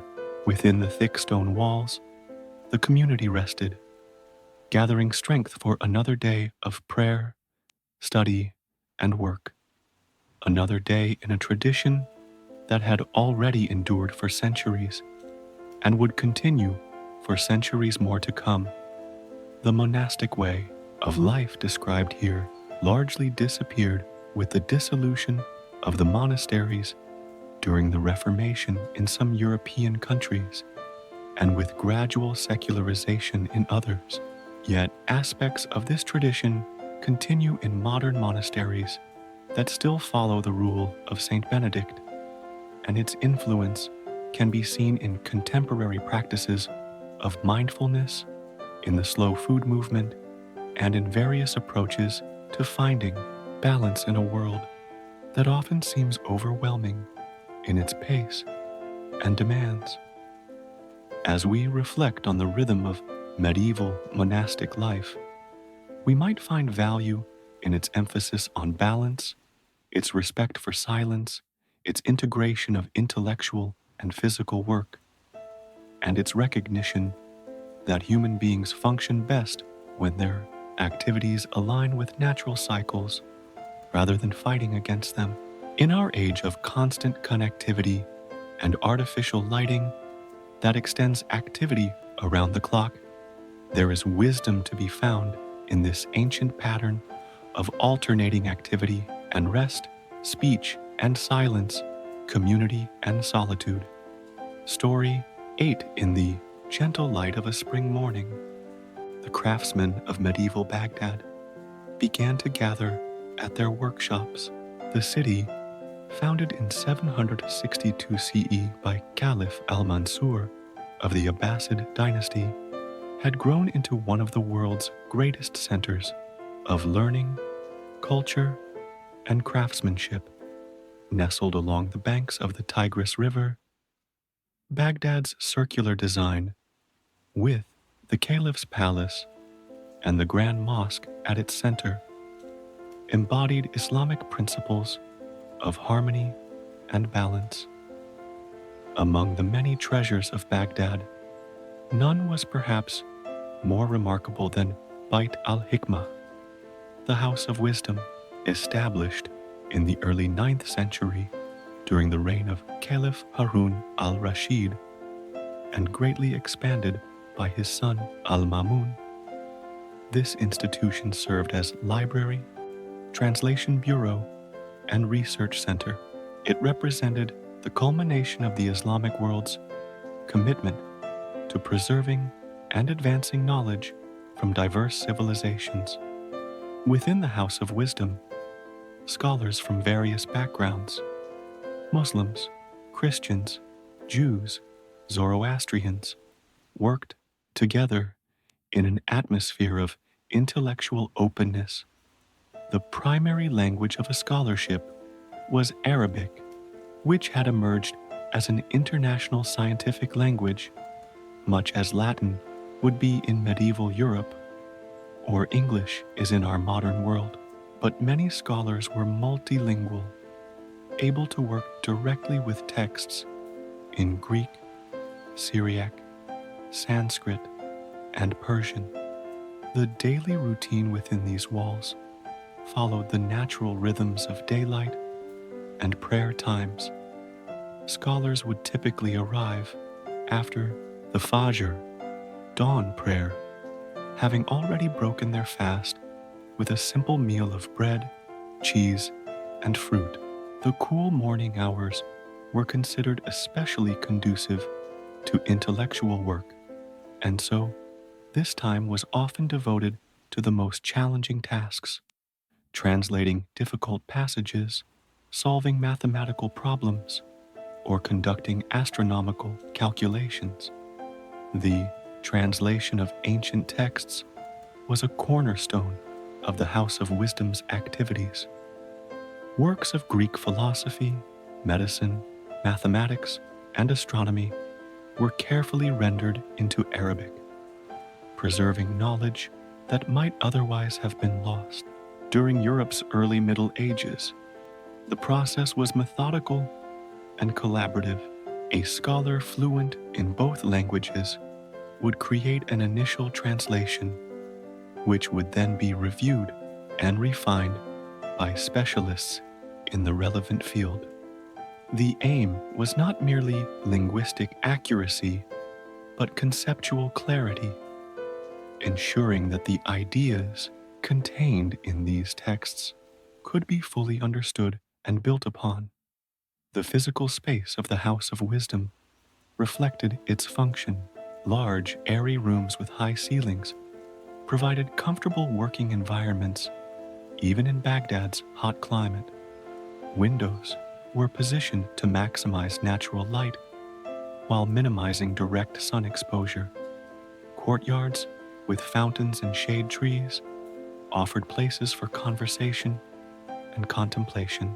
The sound of flowing water was ever present, creating a soothing acoustic backdrop that masked the noise of the bustling city beyond the walls. Books were the heart of the institution. Unlike the codex form, bound books with pages that had become common in Europe, many Islamic texts were still produced as scrolls during this period. Though the transition to codices was underway, the materials used, primarily paper rather than parchment, reflected the influence of Chinese technology transmitted via the Silk Road.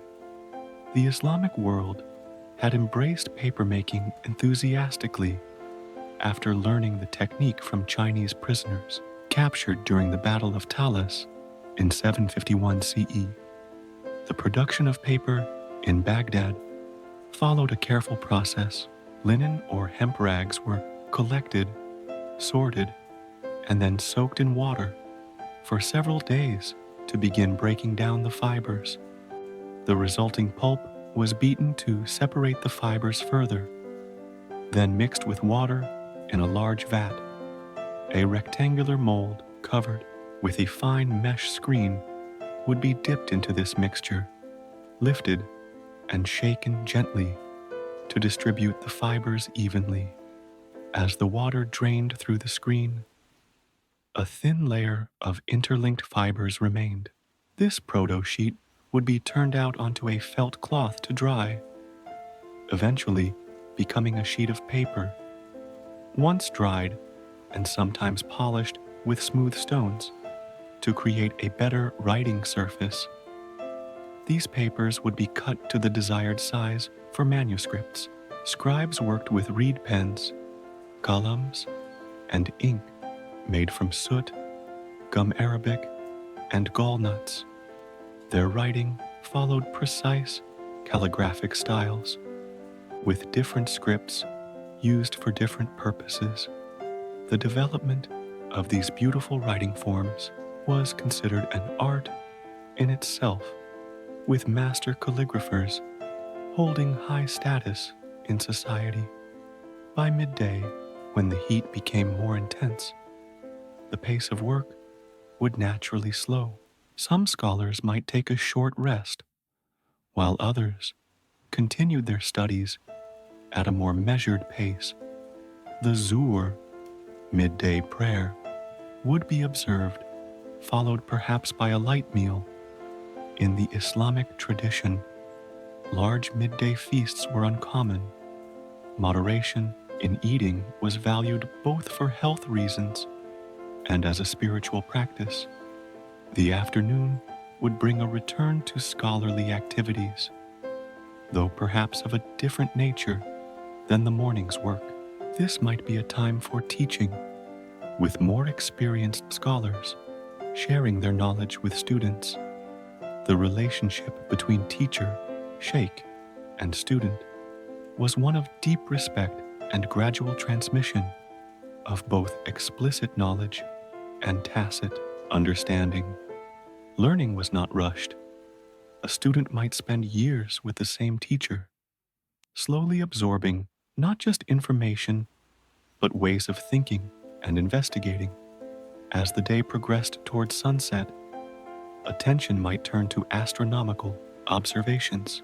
The Islamic world made significant contributions to this field, driven partly by practical needs, determining prayer times and the direction of Mecca, and partly by pure scientific curiosity.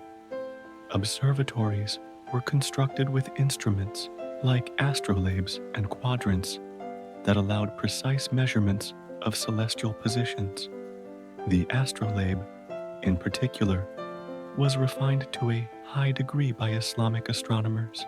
This complex instrument served multiple functions. It could determine the time based on the positions of stars or the sun, find the direction of Mecca, Qibla, create horoscopes, and solve various mathematical problems relating to spherical astronomy. The construction of an astrolabe required expertise in mathematics, astronomy, metalworking, and engraving, a convergence of theoretical knowledge and practical skill typical of Islamic scientific culture.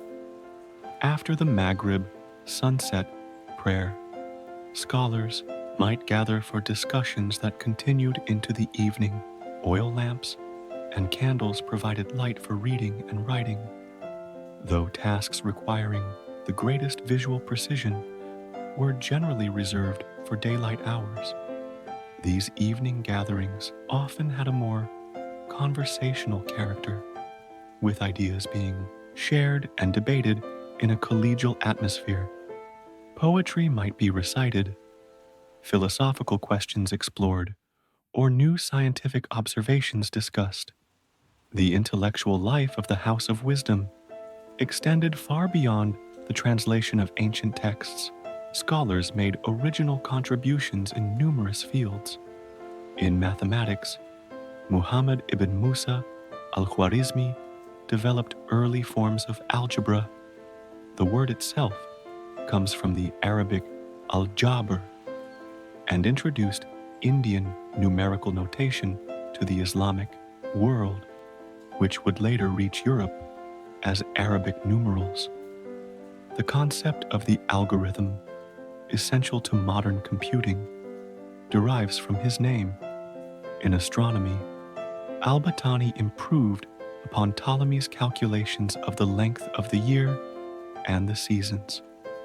Ibn al-Haytham, known in Europe as Al-Hasan, made groundbreaking contributions to optics, describing how vision occurs when light reflects from an object into the eye, contrary to earlier theories that suggested rays emanated from the eye itself. His book of optics would influence European scientists, including Roger Bacon and Johannes Kepler, centuries later. Medical knowledge also flourished. Physicians like Al-Razi, Razes, and Ibn Sina, Avicenna, compiled encyclopedic works that systematized existing knowledge while adding new observations and treatments. Ibn Sina's Canon of Medicine remained a standard medical text in Europe until the 17th century. Islamic hospitals, Bimaristans, established principles of care that were remarkably advanced for their time, including the use of separate wards for different diseases, requirements for qualified physicians, and treatments based on empirical observation rather than superstition. The pace of this intellectual work was measured and thoughtful.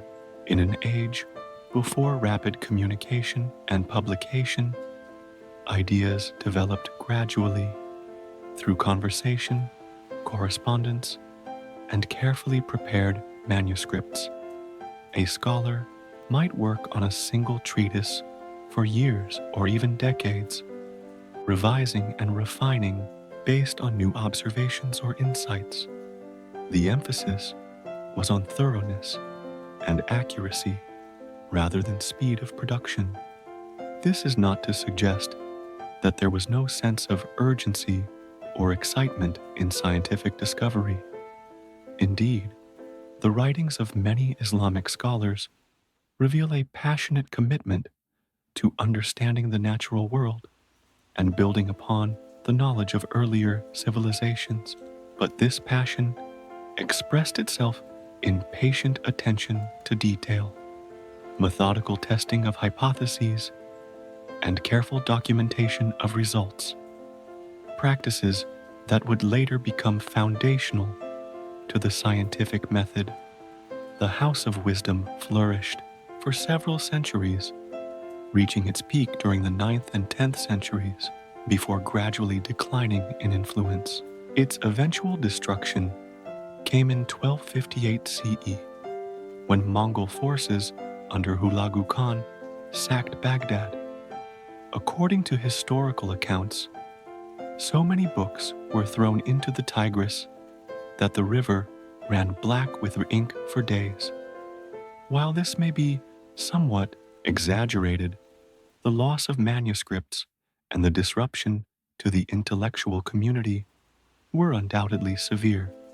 Yet the knowledge preserved and advanced by the scholars of Baghdad did not disappear. Through copies of manuscripts that survived in other Islamic centers of learning, and through translations into Latin and other languages, the intellectual heritage of the House of Wisdom continued to influence global scientific development. As the sun sets over our imagined scene of medieval Baghdad, we might envision scholars beginning to disperse for their evening prayers and meals, some perhaps carrying precious manuscripts carefully wrapped in protective cloths. Oil lamps are being lit in homes throughout the city, casting warm pools of light that guide residents through narrow streets. From the minarets, the muezzin's call to the Isha, night prayer rises into the darkening sky, and within the House of Wisdom, a few dedicated individuals remain, working by lamplight, adding their contributions to humanity's accumulated knowledge. A continuous tradition stretching back to ancient civilizations and forward to our own time. The legacy of the House of Wisdom reminds us that intellectual progress is rarely achieved through isolated genius or sudden breakthroughs, but more often through patient, collaborative effort across cultural boundaries and across generations. In our contemporary world of instant information and rapid publication, there may be wisdom in recalling this more measured approach to the advancement of knowledge, one that values depth over speed, integration over specialization, and the preservation of existing knowledge alongside the development of new insights. Story 9. The soft morning light filtered through the high windows of a workshop in ancient Chinese Jingdezhen, illuminating the delicate hands of a potter as they centered a lump of clay on a slowly spinning wheel. This city, nestled in China's southeastern Jiangxi province, had been producing pottery since the Han Dynasty, but it was during the Song Dynasty, 960-1279 CE, that it truly became the porcelain capital of the world. Here, generations of artisans perfected the creation of what Europeans would later call white gold, porcelain of such translucent beauty that it would transform global trade and cultural exchange. The creation of fine porcelain was not a hasty process, but one that unfolded with deliberate patience through multiple stages and the contributions of many skilled hands. It began with the careful selection and preparation of raw materials. Kaolin clay, named after the Jialing high hill area near Jingdezhen, where it was first discovered, provided the essential white base material. This special clay contained high levels of aluminum oxide and minimal iron, allowing it to withstand the extreme temperatures needed for porcelain production without discoloring. Workers would extract this precious clay from hillside deposits, digging by hand with simple tools. The work was physically demanding, but performed at a sustainable pace, with rest periods built into the day's rhythm. Once excavated, the clay would be transported to processing areas, where it would be crushed, washed, and refined, a series of steps aimed at removing impurities and creating a perfectly smooth material. The preparation of clay could take weeks or even months as it was repeatedly washed, settled, filtered, and aged. This aging process was particularly important. Clay that had rested for a year or more was considered superior to freshly processed material. During this resting period, the clay would develop a more even consistency and become more plastic and workable.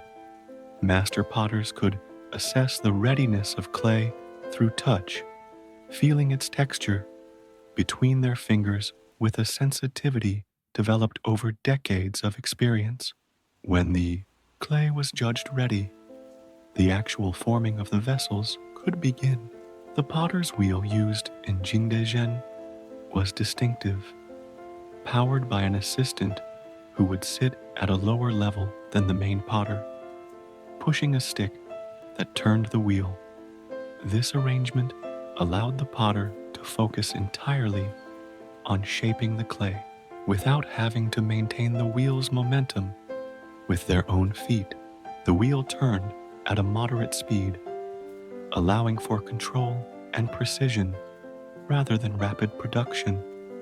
The potter's movements, as they shaped the clay, were graceful and economical, the result of years of training and practice. Each gesture served a purpose, centering the clay, opening the form, raising the walls, refining the profile. A single vessel might be thrown, allowed to firm up slightly, then returned to the wheel for further refinement. The process could not be rushed. Clay has its own timeline, and attempting to work it too wet or too dry would result in flawed pieces. For more complex forms, multiple pieces might be thrown separately and then joined together while still leather hard. The joints would be carefully smoothed and reinforced, disguising the seams.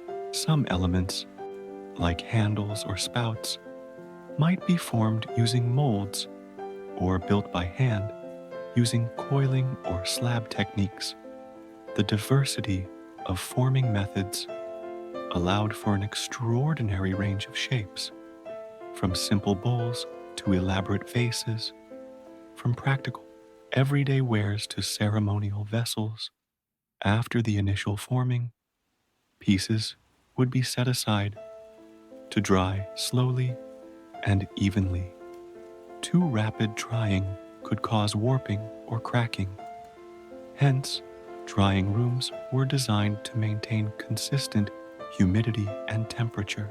Potters would periodically check the pieces, rotating them to ensure even moisture loss, and sometimes covering sections that were drying too quickly with damp cloths. When the pieces reached the leather hard stage, dry enough to handle without deformation but still containing enough moisture to allow for carving and trimming, they would be further refined. Excess clay would be trimmed away to achieve the desired wall thickness and footring design. Some pieces would receive carved or incised decoration at this stage, with artisans using simple bamboo and metal tools to create patterns ranging from abstract geometrical designs to naturalistic depictions of flowers, birds, landscapes, or narrative scenes. The next stage involved the application of glaze, the glass-like coating that would give the finished porcelain its characteristic smooth, lustrous surface. The basic white glaze used on many pieces contained pétunce, also known as porcelain stone, a feldspathic rock that, when ground to a fine powder and mixed with water, created a milky suspension. This material would vitrify at high temperatures, forming a glass-like layer, perfectly bonded to the clay body beneath. Glazing required both technical knowledge and artistic sensitivity. The glaze needed to be applied evenly, with a thickness appropriate to the intended effect. Too thin, and it might not cover properly.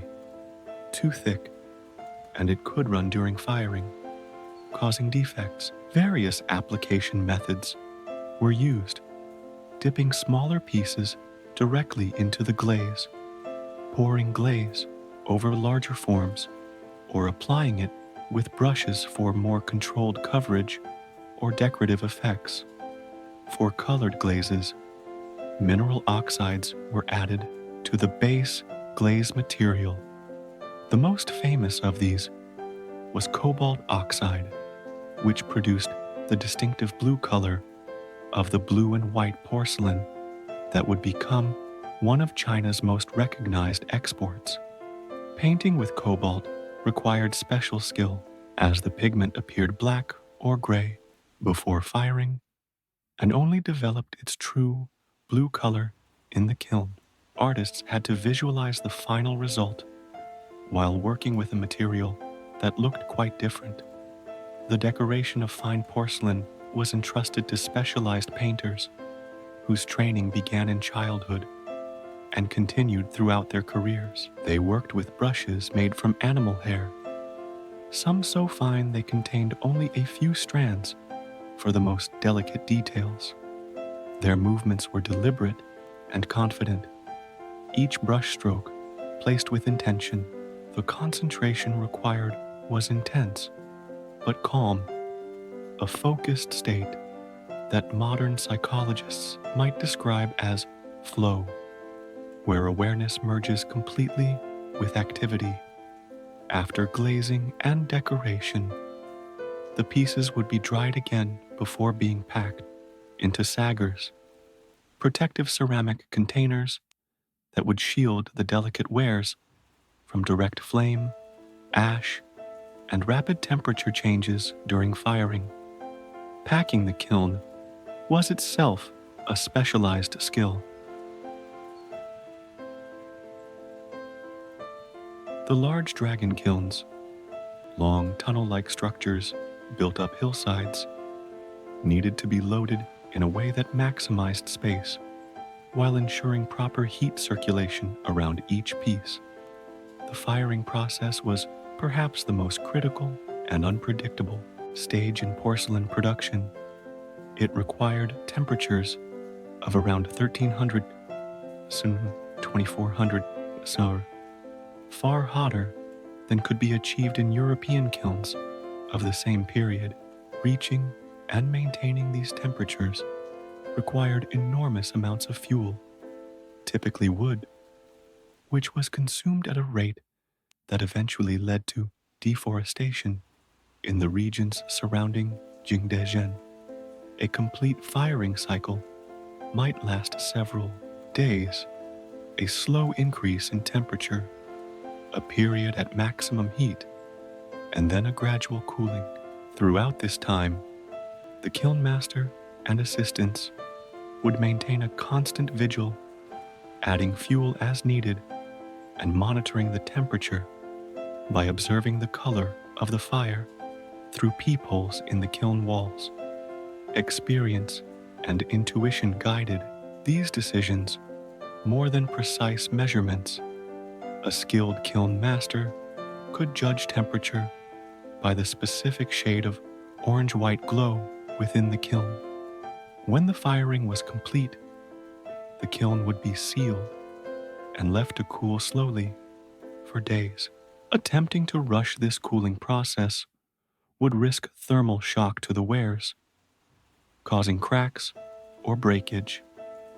This long waiting period required patience and faith. Until the kiln was opened, no one could be certain how the pieces inside had fared. The moment of opening the kiln was filled with anticipation. Even with the greatest skill, at every previous stage, the transformation wrought by fire remained somewhat mysterious and unpredictable. Some pieces would emerge perfect, the clay body fully vitrified to translucent white, the glaze smooth and properly fused, the cobalt blue exactly the right shade. Others might show flaws, warping, cracks, glaze defects, or colors that had not developed as intended. This unpredictability was accepted as inherent to the craft. Even the highest-ranking imperial kilns, which produced porcelain exclusively for the emperor's court, expected a certain percentage of pieces to be less than perfect.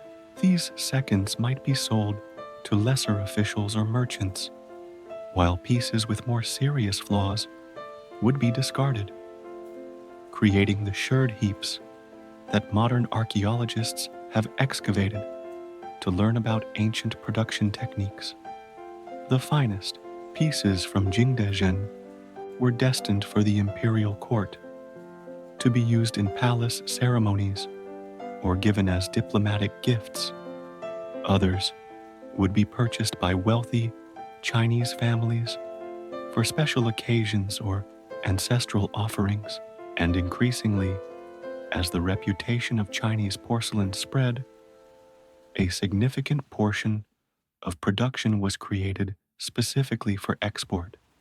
By the Yuan dynasty, 1271 to 1368 CE, established after the Mongol conquest of China, maritime trade routes had expanded considerably. Chinese porcelain began traveling westward along what would later be called the Maritime Silk Road, reaching Southeast Asia, India, the Middle East, and eventually Europe. These trade networks operated at a pace dictated by seasonal winds and currents. Ships would wait for favorable conditions before setting sail, sometimes spending months in port until the monsoon patterns shifted. The journey of porcelain from Jingdezhen to foreign markets was itself a lengthy process. First, the finished wares would be transported from the kilns to the Yangtze River via smaller waterways, often packed in straw or other cushioning materials, and carried in baskets. From there, they would travel down the Yangtze to coastal ports like Guangzhou or Guangzhou, Canton. At these busy harbors, they would be transferred to ocean-going vessels, Chinese junks, Arab dhows, or later European ships, for the international portion of their journey. The maritime routes connecting China to the wider world were not rapid highways, but slow, meandering paths, dependent on weather patterns, geopolitical conditions, and the limitations of navigational technology. A piece of porcelain might take months or even years to reach its final destination in Persia, East Africa, or Europe. Along the way, it might change hands multiple times, increasing in value with each transaction as it moved farther from its source. When Chinese porcelain first reached Europe in significant quantities during the 16th century, it created a sensation nothing like it had been seen before. Ceramic so fine it was translucent, so strong it could hold hot liquids without cracking, decorated with a blue so vivid it seemed to glow. European potters tried desperately to replicate it, but lacked both the raw materials and the technical knowledge. It wasn't until the early 18th century that Johann Friedrich Böttger, working in Saxony, finally discovered the method of making true porcelain in Europe. Meanwhile, the demand for Chinese porcelain transformed global trade patterns. European trading companies established direct routes to China, specifically to bring back porcelain, along with tea, silk, and spices. The Dutch East India Company alone transported millions of pieces of porcelain to Europe between the 17th and 18th centuries. This trade had profound consequences, not just economically, but culturally, as Chinese aesthetic influences began appearing in European art, architecture, and garden design. Back in Jingdezhen, the rhythm of production continued much as it had for centuries, driven by demand, but constrained by the inherent pace of the materials and processes involved.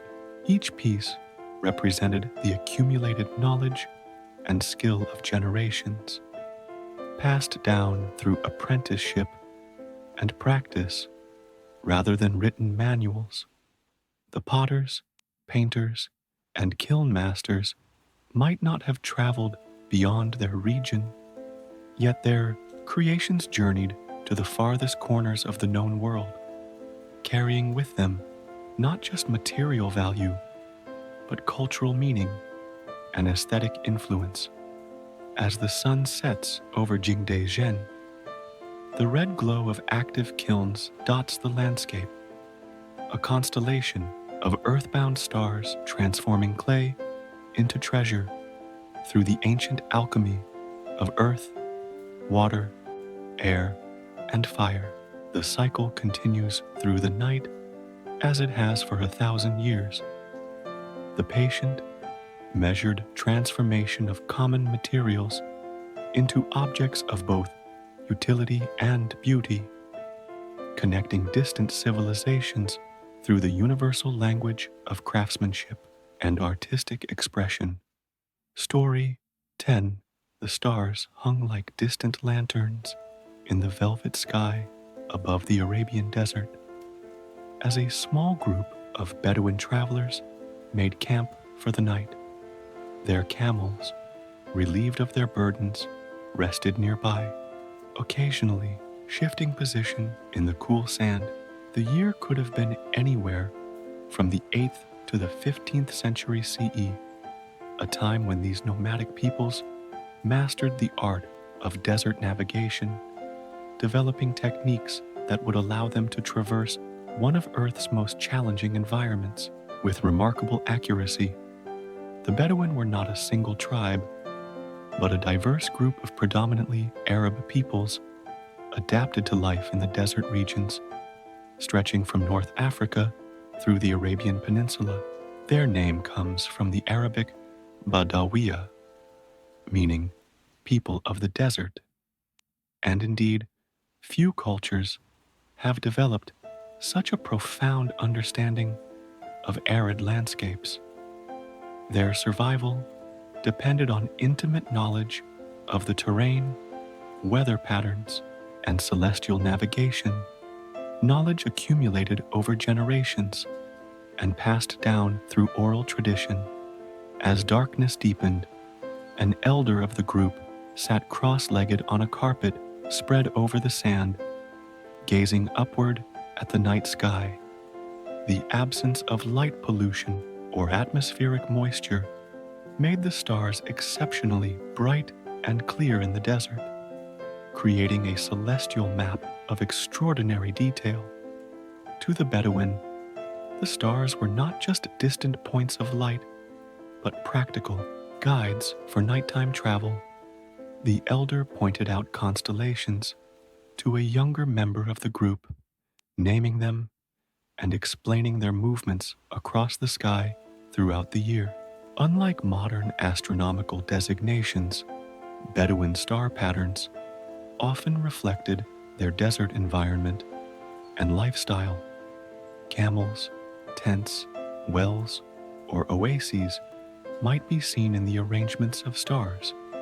They paid particular attention to the pole star, Al-Jah, which remained nearly fixed in the northern sky, providing a constant reference point for orientation. But celestial navigation was only one aspect of the Bedouins' wayfinding toolkit. During daylight hours, they relied on a complex system of environmental reading that modern travelers with GPS technology might find difficult to comprehend. This system began with careful observation of the landscape itself.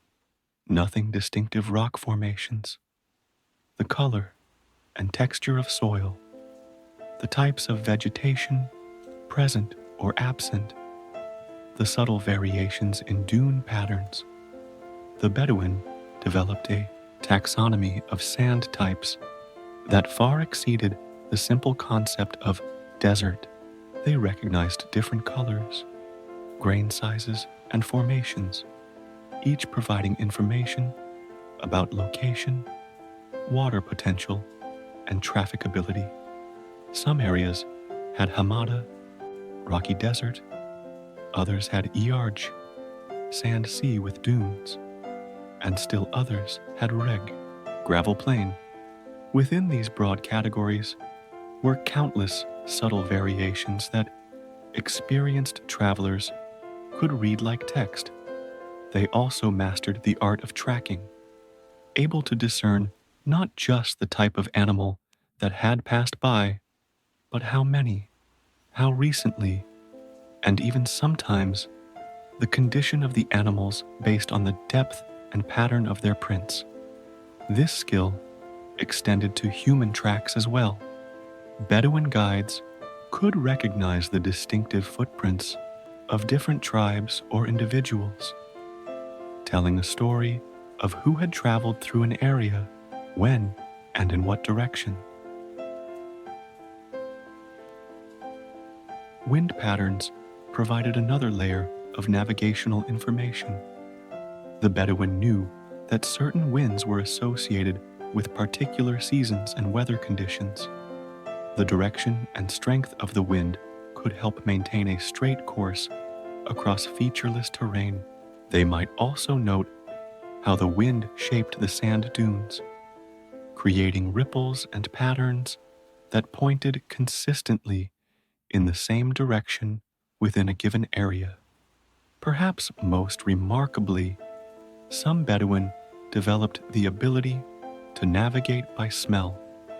Different regions had distinctive scents created by local vegetation, minerals in the soil, proximity to the sea, or human settlements. These olfactory signatures were subtle but recognizable to those who had developed sensitivity to them through lifelong exposure.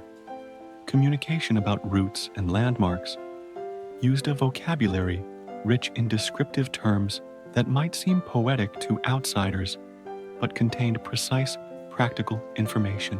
A place might be described as where the white stones lie like scattered sheep, or where the acacia tree stands alone by the dry stream bed. These descriptions combined visual imagery with specific details that would allow another traveler to recognize the location. The Bedouin approach to time was fundamentally different from the mechanized, standardized time that governs modern life. They measured their days not by hours and minutes, but by the position of the sun and the changing quality of light. Dawn, mid-morning, noon, mid-afternoon, sunset, and the various stages of night each had their own name and character. Longer periods were marked by lunar months and seasonal changes, the flowering of certain plants, the migration of birds, or shifts in temperature and humidity. Their travel pace was dictated not by artificial schedules, but by the needs of humans and animals in the harsh desert environment. A typical day's journey might begin before dawn, when temperatures were coolest.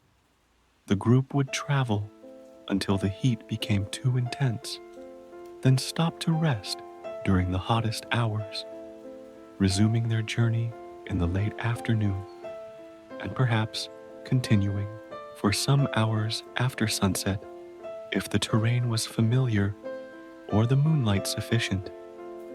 Distance was conceived not in standard units, like miles or kilometers, but in practical measures related to travel time, a day's journey, a morning's walk, or the distance covered between dawn and the midday prayer.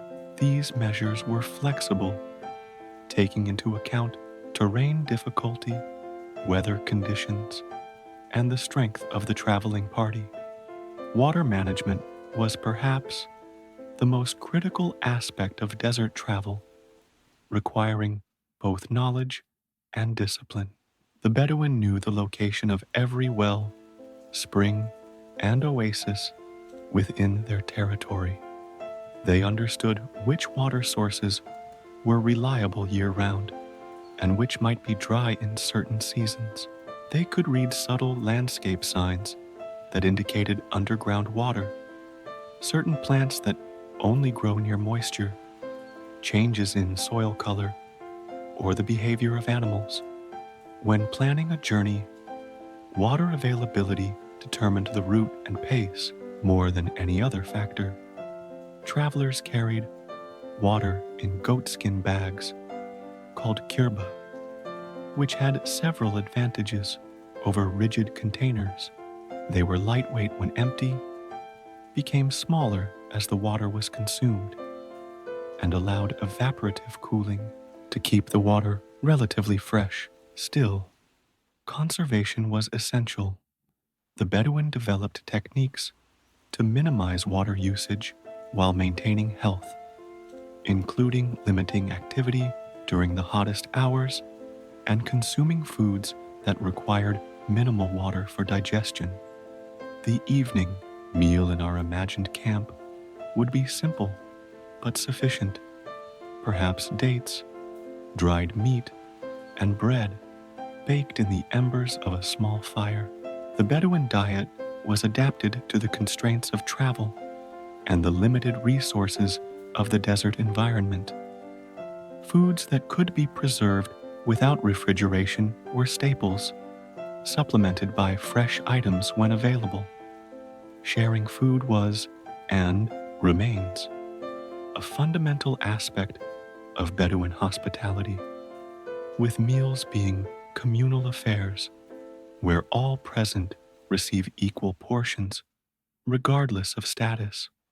After eating, the group might share stories, poetry, or music, cultural practices that served not just as entertainment, but as vectors for transmitting knowledge, history, and values. Poetry was particularly important in traditional Bedouin culture, with skilled poets enjoying high status. Their verses preserved information about geography, tribal histories, ethical principles, and practical wisdom related to desert survival. The rhythms and rhymes made this information easier to remember and pass down through generations in a predominantly oral culture. As the night deepened and conversation gradually quieted, most of the travelers would prepare for sleep, wrapping themselves in woolen blankets against the desert chill. The temperature drop from day to night in arid regions can be dramatic, sometimes exceeding 40 degrees Fahrenheit.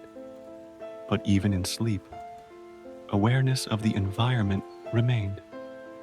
Bedouin travelers typically slept lightly, sensitive to changes in wind, sounds of approaching animals or people, or shifts in their camel's behavior that might signal danger. One or two members of the group would remain awake on watch, maintaining the small fire that provided both warmth and protection against predators. The night watch would use this quiet time to observe the movement of stars, reinforcing their mental map of the celestial patterns that would guide tomorrow's journey. They might also listen to the subtle sounds of the desert night, the whisper of sand shifting in the breeze, the distant call of a night bird, the occasional soft grunt of a resting camel. Before dawn, when the eastern horizon began to lighten, the camp would stir to life. Morning prayers would be observed according to Islamic tradition, followed by a light meal to sustain the travelers until the midday rest. Camels would be watered if supplies allowed, then loaded with the group's belongings. By the time the sun rose fully above the horizon, the travelers would already be moving, taking advantage of the cooler morning hours. The navigation techniques of the Bedouin developed over countless generations through direct interaction with the desert environment. Without written maps or mechanical instruments, they created a sophisticated system based on observation, memory, and the transmission of knowledge through practical experience. This system allowed them not just to survive in the desert, but to thrive there, establishing trade routes that connected distant oases and cities across seemingly impassable terrain. These trade routes formed vital links in the broader network of pathways known collectively as the Silk Road, connecting East Asia with the Mediterranean world. Bedouin guides were essential facilitators of this trade, their specialized knowledge allowing caravans to cross the Arabian Desert or the North African Sahara with relative safety. The luxury goods that traveled these routes, spices, silk, porcelain, ivory, gold, depended on the humble but crucial skills of desert navigators who could find their way across vast expanses of sand and stone using only their senses and accumulated wisdom. As modern technologies have transformed transportation and navigation, many traditional Bedouin wayfinding techniques have been rendered obsolete in practical terms. GPS devices, motor vehicles, and established roads have replaced the need for celestial navigation and environmental reading in many contexts. Yet something valuable may be lost in this transition. Not just specific skills, but a way of engaging with the natural world that is attentive, immersive, and deeply connected. The Bedouin approach to navigation embodied a relationship with the environment based on observation rather than dominance, adaptation rather than transformation. It required developing acute sensitivity to natural patterns and processes, cultivating patience and resilience, and acknowledging human limitations in the face of powerful natural forces. These qualities, careful observation, adaptive thinking, patience, and humility, remain valuable even in our technologically saturated world.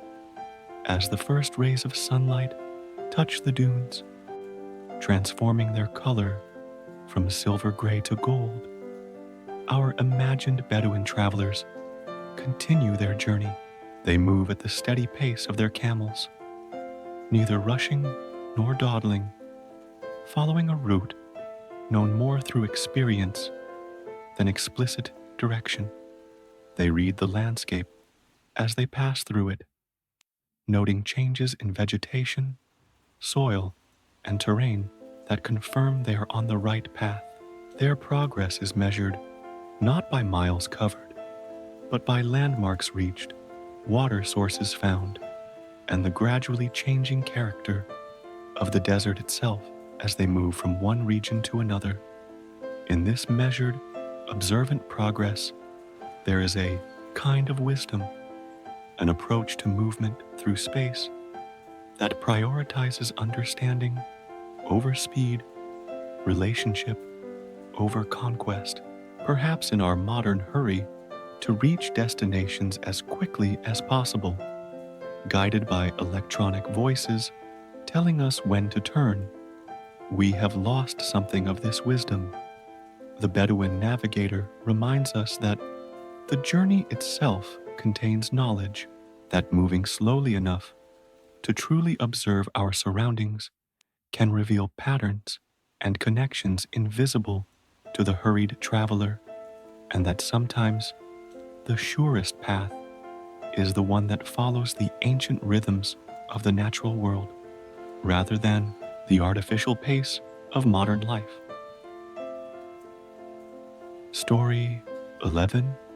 The mist hung low over the ancient forest, turning the early morning light into a soft, diffused glow that filtered through the canopy of oak, beech, and elm trees.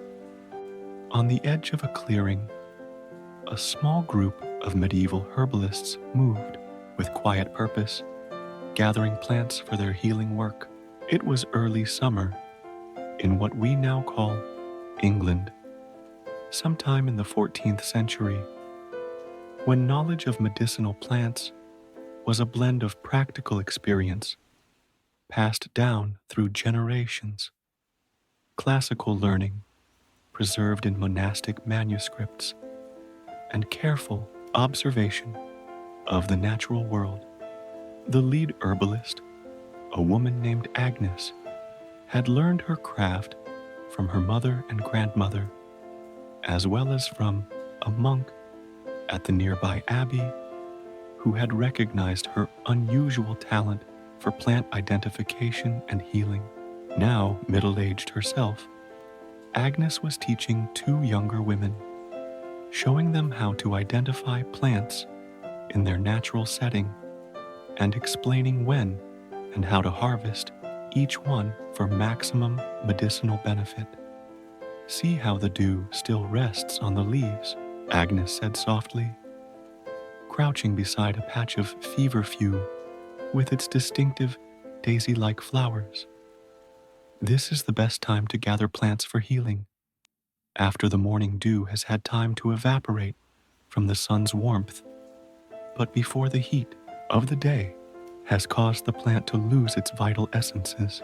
She demonstrated the proper way to harvest the plant, using a small silver knife to cut stems near the base, taking care not to disturb the roots so that the plant would regrow.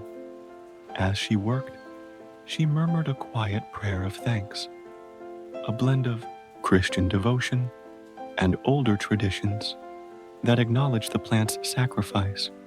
This spiritual dimension was inseparable from the practical work of healing in medieval thought.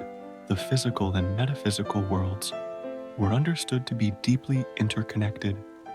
The herbalists carried willow baskets lined with clean linen cloths, arranging their gathered plants carefully to prevent bruising or mixing. Different plants required different handling. Some needed to be used fresh, others were destined for drying, and still others would be processed immediately into tinctures, salves, or infused oils. The knowledge of how to transform raw plants into effective medicines was as important as identifying them correctly in the first place. By mid-morning, their baskets were full with a diverse harvest: fever, few for headaches and inflammation; valerian root for sleep and anxiety; comfrey for wounds and broken bones; plantain for insect bites and skin irritations; and a dozen other herbs, each with its specific uses and preparation methods.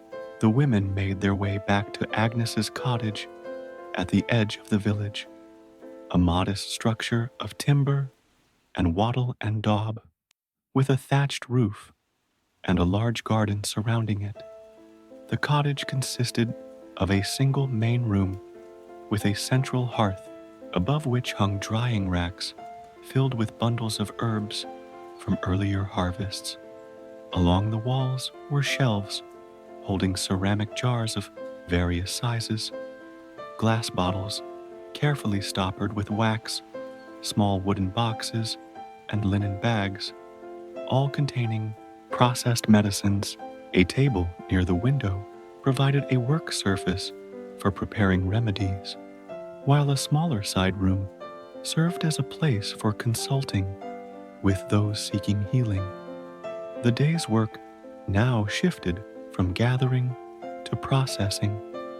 Fresh herbs were tied into small bundles and hung to dry in a shaded corner of the cottage, away from direct sunlight that might diminish their potency. Some plants were spread on clean cloths to dry more quickly. Others were chopped finely on a wooden board with a sharp knife, then placed in earthenware jars and covered with oil or alcohol to extract their medicinal properties over time. The preparation of medicines followed a calm, methodical rhythm. Agnes taught her apprentices to work with focused attention, explaining that the herbalist's state of mind could affect the quality of the remedy. "Your hands should be clean, your thoughts clear, and your intentions set on healing," she instructed. "Remember always that our work serves God's creation by easing suffering and restoring balance to the body." This concept of balance was central to medieval medicine, derived from the ancient Greek theory of the four humors: blood, phlegm, yellow bile, and black bile. which needed to be in proper proportion for good health. Herbs were classified according to their elemental qualities: hot, cold, dry, or moist, and used to counteract imbalances in the patient's constitution. A fever, considered a hot condition, might be treated with cooling herbs like violet or chamomile, while a cold condition like rheumatism might call for warming herbs such as ginger or mustard. The day unfolded at an unhurried pace, with periods of concentrated work interspersed with quieter moments. At midday, the women paused for a simple meal of bread, cheese, and fresh vegetables from Agnes's garden, accompanied by a drink of watered ale, the common beverage in a time when water sources were often unsafe. During this break, Agnes might share stories of interesting cases she had treated, or explain the finer points of plant lore that couldn't be demonstrated in the morning's gathering. After the meal, a woman from the village arrived seeking help for her young son, who had developed a persistent cough. Agnes listened carefully to the mother's description of the symptoms, noting when the cough had started, whether it was worse at night or in the morning, if it produced phlegm, and if other symptoms like fever were present. She then examined the child, looking at his tongue, feeling his pulse, which medieval healers understood differently than modern medicine, but still found valuable for diagnosis, and listening to his breathing. Based on her assessment, Agnes determined that the child had an excess of phlegm, a cold, wet humor, and needed warming, drying herbs to restore balance. She prepared a syrup of thyme, elecampane, and honey, carefully measuring the ingredients using her experienced eye rather than precise weights. While she worked, she explained to the mother how to administer the medicine, a spoonful morning and evening, and suggested keeping the child warm and avoiding cold, damp foods until the cough resolved. This personalized approach to healing was characteristic of medieval herbalism. Remedies were rarely standardized, but instead tailored to the individual patient based on their specific symptoms, constitution, age, gender, and living conditions. The herbalist's role combined elements of what we would now separate into physician, pharmacist, counselor, and dietitian. As afternoon progressed toward evening, Agnes and her apprentices turned to maintenance tasks, checking on previously prepared medicines to see if they were ready for use, straining infused oils and decanting them into storage bottles, grinding dried herbs into powders using a mortar and pestle, and making sure all their tools and containers were clean. These routine activities had a meditative quality, their repetitive nature allowing for conversation or quiet reflection. The relationship between the herbalist and her community was one of mutual respect and interdependence. Agnes's services were typically paid for through a combination of money, goods, and favors, perhaps eggs or wool from a farmer, sewing from a tailor, or help with harvesting from a laborer. This flexible system ensured that healing was available to all, regardless of wealth, while also recognizing the herbalist's valuable skills and knowledge. Despite this respected role, herbalists like Agnes operated in a somewhat precarious position. The medieval period saw increasing tension between various healing traditions. University-trained physicians, almost exclusively male, and serving primarily the wealthy, surgeons and barbers who handled procedures from bloodletting to amputations, and empirical healers like herbalists, often women serving common people. The Church's growing concern about practices that might be considered superstitious or magical meant that healers needed to be careful to frame their work in appropriately Christian terms. Agnes navigated these complexities by maintaining good relationships with both the local parish priest and the monks at the nearby abbey. She was careful to include prayers and blessings in her healing work, to acknowledge God as the ultimate source of healing, and to avoid practices that might be considered suspicious. Her genuine faith integrated seamlessly with her healing work. She saw no contradiction between employing the medicinal properties of plants and believing that these properties were divinely designed. As the day drew to a close, Agnes and her apprentices completed one final task, tending to the garden that provided many of their medicinal herbs. Medieval medicinal gardens were carefully planned spaces that combined practical and symbolic elements. Plants were often arranged according to their uses or humoral qualities, making it easier to find what was needed. Some gardens followed geometric patterns that reflected medieval cosmology, with certain sections corresponding to different parts of the body or different types of ailments. The evening's garden work was gentle and reflective, weeding, watering plants that showed signs of thirst, and noting which herbs would soon be ready for harvest. This daily attention allowed Agnes to observe the subtle changes in her plants throughout their growth cycles, deepening her understanding of when each would be at its most potent for different medicinal purposes. As twilight descended and the first stars appeared in the sky, the women completed their work. The younger apprentices departed for their own homes, carrying small bundles of herbs or prepared medicines for their families. Agnes remained at her cottage, adding a log to the fire and settling on a wooden stool to review a manuscript loaned to her by the monastery, a Latin herbal with illustrations of medicinal plants and descriptions of their uses.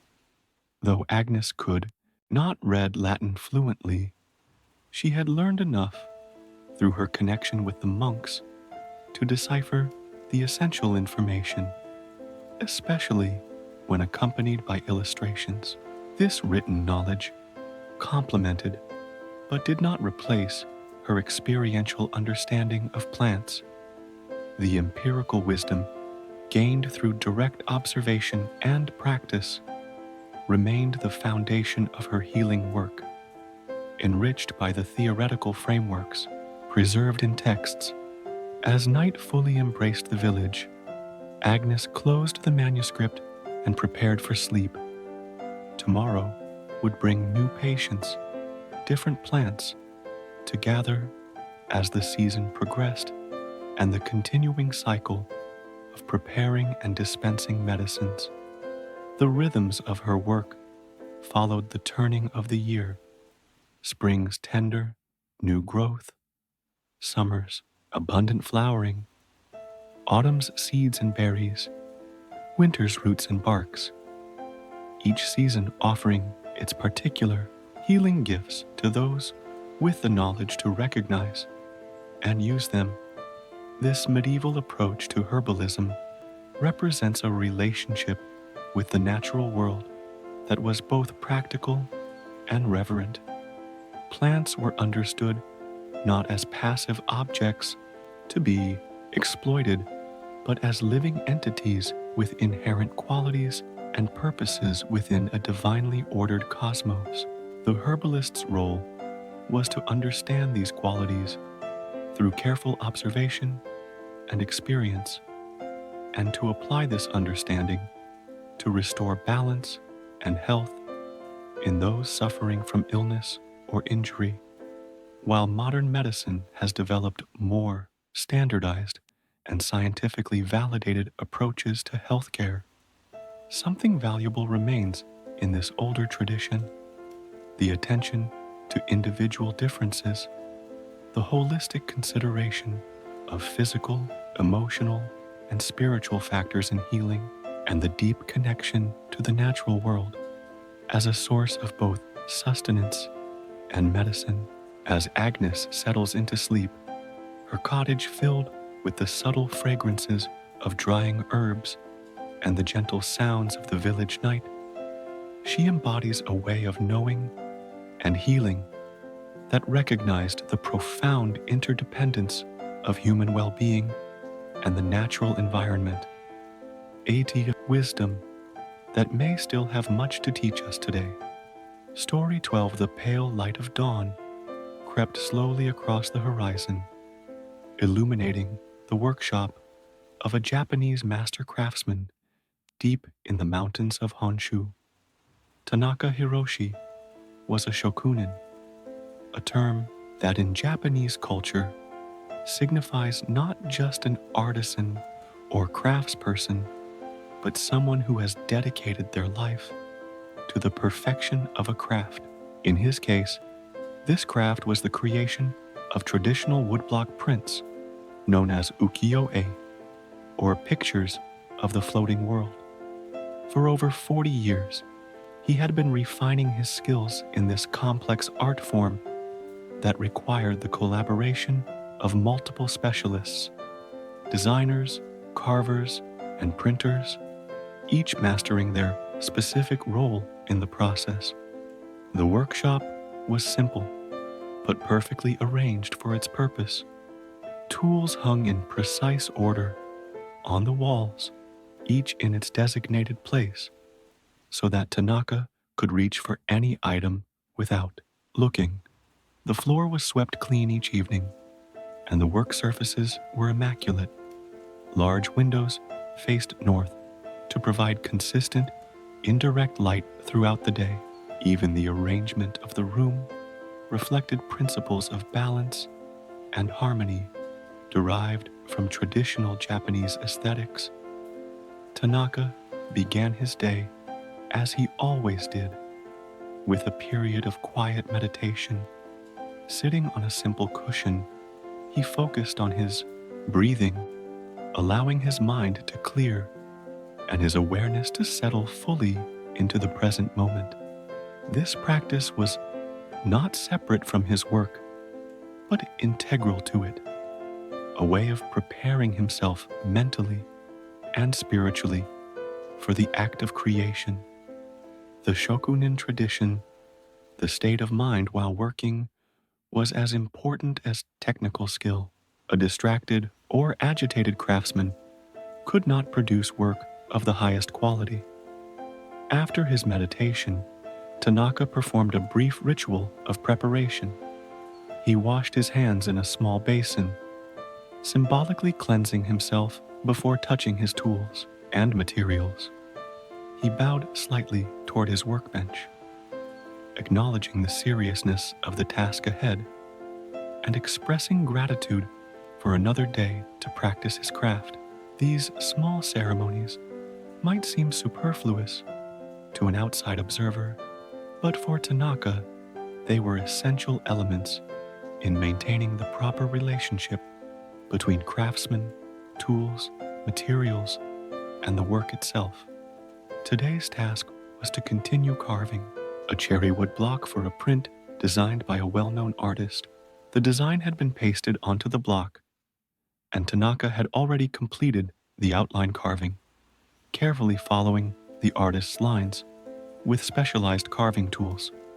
Now, he would begin the more detailed work of creating texture and depth within the main forms.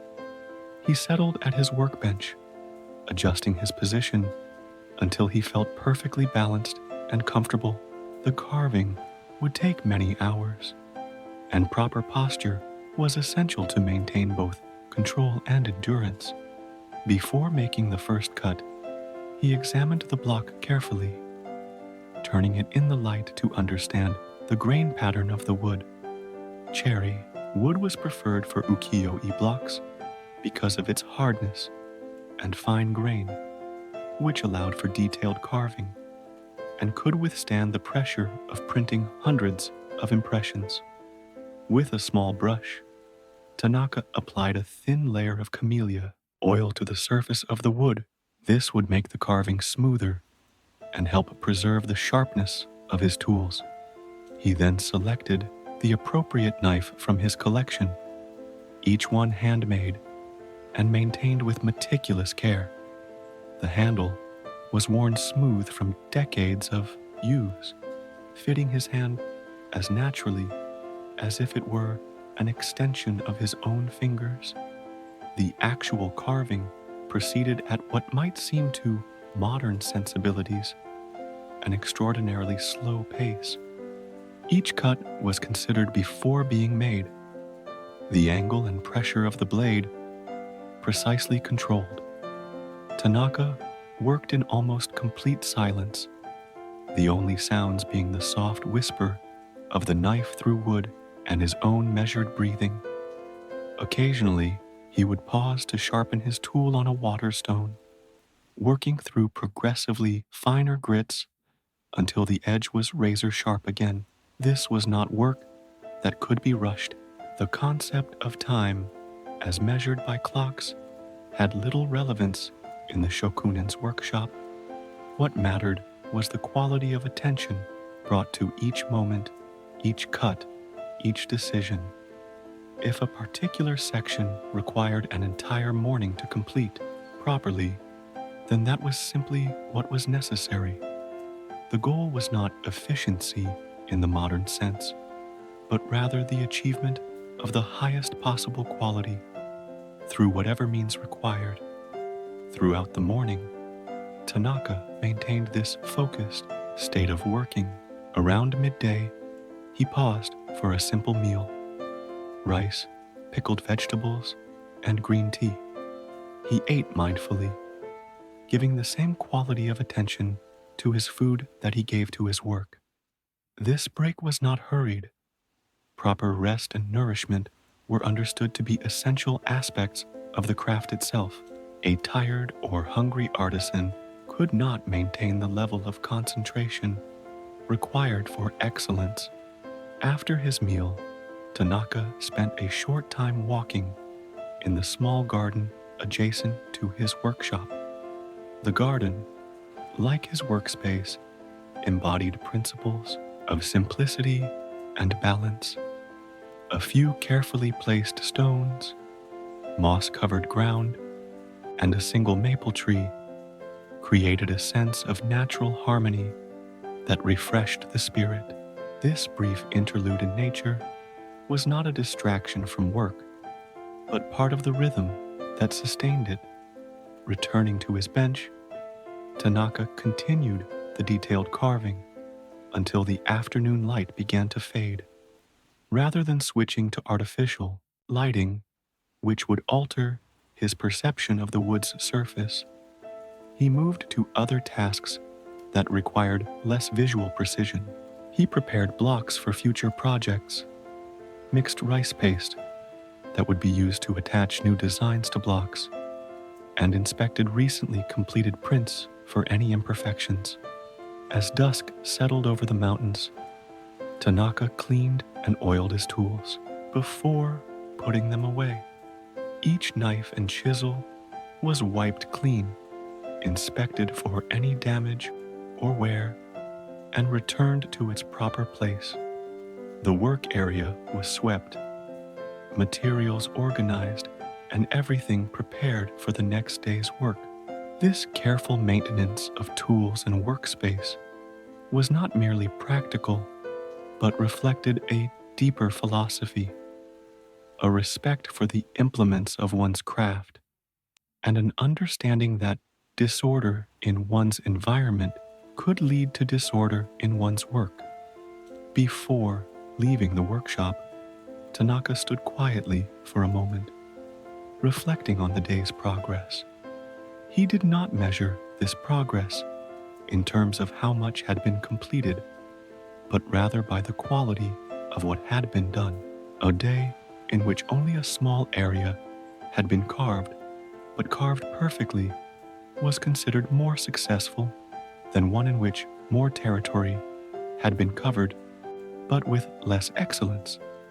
This approach to craftsmanship reflected core values of Japanese culture that had developed over centuries. The concept of shokunin kishitsu, the craftsman's spirit, encompassed not just technical skill, but ethical and spiritual dimensions as well. A true shokunin was expected to work with sincerity, integrity, and complete dedication to their craft. Their goal was not personal fame or wealth, but the pursuit of perfectibility in their chosen field, a pursuit understood to be endless, as true perfection always remained just beyond reach. This dedication often involved sacrifices that might seem extreme by contemporary Western standards. Apprenticeships traditionally lasted many years, with novices spending their early training on the most basic tasks, preparing materials, cleaning the workshop, observing the master, before being allowed to attempt even simple aspects of the actual craft.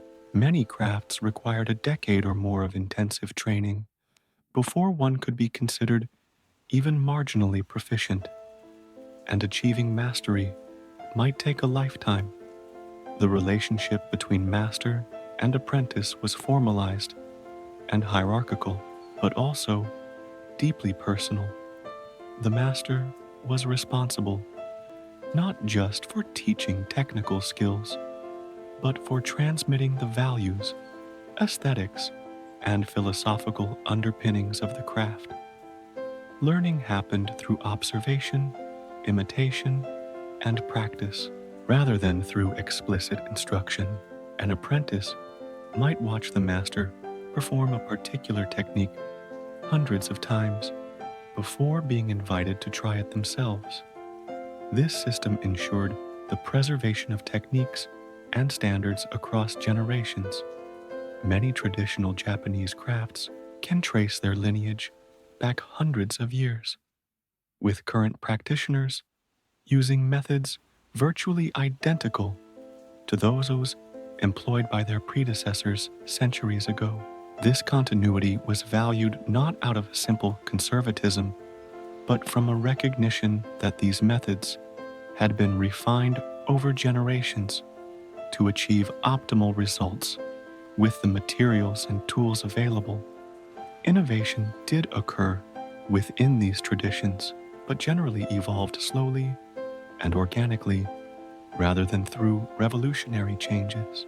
A shokunin might spend years developing a small improvement to a technique or tool, not to draw attention to themselves as innovators, but to serve the craft itself. Such innovations would be thoroughly tested and refined before being incorporated into standard practice. This approach to craftsmanship existed within a broader cultural context that valued many of the same qualities. The aesthetic principles that guided traditional Japanese arts, concepts like wabi, subdued, austere beauty, sabi, the patina of age, and yugen, profound grace and subtlety, influenced craftwork as much as they did poetry, painting, or garden design. A well-crafted object was expected to embody these aesthetic values while also fulfilling its practical purpose. The shokunin tradition also reflected Buddhist and Shinto influences. From Buddhism came an emphasis on mindfulness and the idea that craft could be a form of spiritual practice, a way of cultivating awareness and harmony through focused engagement with materials. From Shinto came a reverence for natural materials and a belief that objects could possess a kind of spirit or energy, kami, that the craftsman worked with rather than imposed upon. As Tanaka made his way home in the deepening twilight, he passed other workshops where different crafts were practiced: pottery, lacquerware, metalwork, bamboo basketry. Though the specific techniques varied widely, the underlying approach was similar across these diverse disciplines. Each shokunin followed a path of lifelong dedication to their particular craft, each seeking to achieve excellence through patient refinement rather than rapid innovation. This traditional approach to craftsmanship came under significant pressure during Japan's rapid modernization following the Meiji Restoration of 1868. Industrial production methods threatened many traditional crafts, and Western aesthetic values challenged centuries-old Japanese artistic traditions. Some craft lineages were broken or significantly altered during this period, but others proved remarkably resilient. In the contemporary world, the shokunin tradition continues, though often in modified form. Some craftspeople maintain practices virtually unchanged from those of their ancestors, while others have found ways to incorporate new materials, techniques, or design elements while preserving the essential spirit of their craft. Government programs for the preservation of intangible cultural properties have helped support master craftspeople designated as living national treasures, ensuring that their knowledge and skills are documented and transmitted to future generations. The values embodied in the shokunin tradition, patience, precision, mindfulness, dedication to continuous improvement, respect for materials and tools, offer a compelling alternative to many aspects of contemporary global culture in a world often characterized by disposability, planned obsolescence, and an emphasis on novelty for its own sake. The shokunin represents a different possibility: the creation of objects of lasting beauty and utility through methods that honor both natural materials and human capacity. As night falls completely over the mountains, Tanaka prepares for sleep, knowing that tomorrow will bring another day of patient work toward an ideal that can never be fully realized, but must nevertheless be pursued with unwavering commitment. This is the essence of shokunin kishitsu, not the achievement of perfection, but the never-ending journey toward it, undertaken with sincerity, humility, and complete devotion to one's craft. Story 13. The morning mist curled gently around the ancient stones of a small village nestled in the shadow of the Pyrenees. It was the early 13th century, and this peaceful community existed in one of history's forgotten pockets, a place where, for a brief time, people of different faiths and backgrounds lived together in relative harmony, sharing knowledge and daily life, despite the religious conflicts that raged elsewhere in medieval Europe. The village was situated in the region of Languedoc, in what is now southern France, an area known for its distinctive culture and language, Occitan, which was closer to Catalan than to the French spoken in the north. This region had developed its own traditions, legal customs, and social structures that differed significantly from those of northern France. It was also home to multiple religious communities: Catholics, Jews, and Cathars, a Christian sect that the Catholic Church would eventually declare heretical. In this particular village, daily life followed rhythms determined more by seasons and agricultural necessities than by political or religious dictates from distant authorities. The day began with the soft light of dawn filtering through shuttered windows and the gentle sounds of a community awakening, roosters crowing, doors opening, the murmur of quiet conversations as people began their morning routines. The village baker had been awake for hours already, having risen in the middle of the night to prepare his oven and mix the dough for the day's bread. The communal oven was a central institution in medieval village life, not just practically, but socially. Villagers would bring their dough to be baked, paying the baker a portion of the finished bread as his fee. The oven itself was typically a solid structure of stone and clay, heated with wood until it reached the proper temperature, then carefully cleared of ashes before the loaves were inserted, using long wooden paddles. As the scent of freshly baked bread wafted through the narrow streets, other activities began. Women gathered at the village well, drawing water for the day's cooking and washing. These gatherings were important social occasions, opportunities to exchange news, share concerns, or simply enjoy a moment of community before the day's work demanded full attention. The conversations were unhurried, flowing naturally from practical matters to personal stories to observations about the changing seasons. Children joined in the daily work from an early age, their tasks appropriate to their strength and abilities.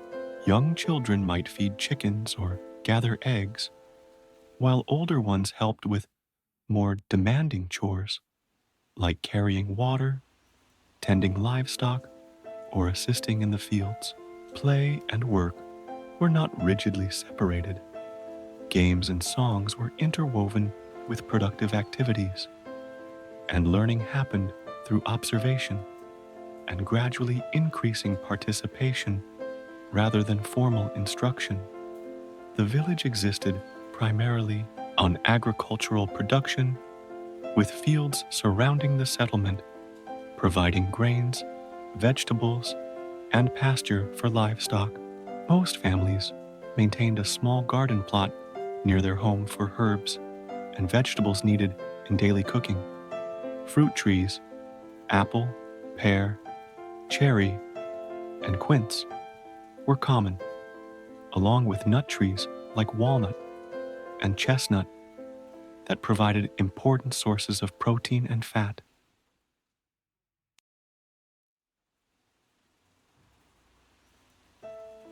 Work in the fields followed seasonal patterns that had remained largely unchanged for centuries.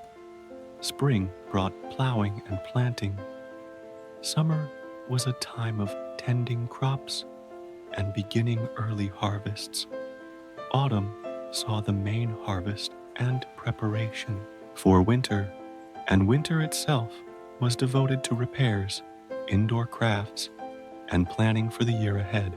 This cycle created a natural rhythm to life, with periods of intense activity balanced by quieter times for rest and community celebration.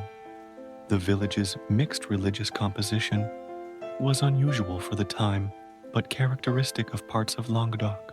Before the Albigensian Crusade, that would later target the Cathar faith, the local Catholic Church stood at one end of the village.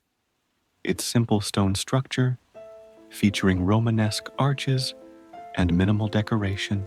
The priest who served this church was locally born, more integrated into the community than was common in many places, and generally tolerant of his non-Catholic neighbors. Jewish families lived primarily in one section of the village, maintaining their own religious practices while participating fully in the economic and social life of the community. A small synagogue provided a gathering place for prayer and study. Most Jewish villagers were engaged in the same agricultural activities as their neighbors, though some practiced specialized crafts or were involved in small-scale trade with other communities. The Cathars, followers of a dualist Christian belief system that saw the material world as the creation of an evil deity opposed to the good God of the spiritual realm, were the third significant religious group. Their perfect ones, perfecti, lived lives of extreme asceticism, but most Cathar believers were ordinary villagers who maintained normal family lives while adhering to certain religious practices and ethical teachings. Without elaborate formal structures, Cathar worship often took place in private homes or outdoor gatherings. Despite their theological differences, these three religious communities had developed practical accommodations that allowed for peaceful coexistence. Market days saw everyone trading goods, regardless of faith. Medical knowledge was shared across religious boundaries, with practitioners from each tradition contributing techniques and remedies from their particular heritage. During agricultural crises like drought or floods, the entire village would work together for the common good, setting aside doctrinal disputes in the face of shared challenges. The material culture of the village reflected both local traditions and influences from wider trading networks. Pottery was produced locally using clay from nearby deposits, formed on hand-powered wheels and fired in simple kilns. The designs showed both regional decorative patterns and occasional motifs borrowed from Islamic art that had traveled north from Al-Andalus, Islamic Spain. Textiles were primarily homespun wool and linen, with more elaborate imported fabrics reserved for special occasions or the wealthier villagers. Housing was simple but adequate, primarily stone structures with wooden roof beams supporting tiles or thatch. Interior spaces were sparsely furnished by modern standards: wooden tables and benches, storage chests that doubled as seating, straw-filled mattresses on wooden bed frames. Most cooking was done over an open hearth that provided both heat and light. Candles and oil lamps offered additional illumination, but were used sparingly given their cost. The pace of daily life was governed by daylight and seasons rather than mechanical timekeeping. Hours were flexible and task-oriented rather than rigidly scheduled. Work proceeded at a steady but unhurried pace, with natural breaks for meals and rest. While agricultural labor could be physically demanding, it generally allowed for conversation and social interaction, making it less isolating than many modern work environments. Meals were simple but nourishing, based primarily on locally grown ingredients. Breakfast might consist of bread with olive oil, or perhaps leftover soup from the previous day's dinner. The main meal was typically eaten around midday and featured a grain-based dish, perhaps a porridge or a flatbread, accompanied by vegetables and occasionally meat or cheese. The evening meal was lighter, often bread with whatever vegetables or preserved foods were available. Wine diluted with water was the common beverage for adults, while children drank water or sometimes watered cider. The preparation of food was time-consuming but incorporated into the overall rhythm of the day. Grinding grain, baking bread, tending garden vegetables, and preserving seasonal abundance for leaner times were ongoing activities that engaged multiple family members.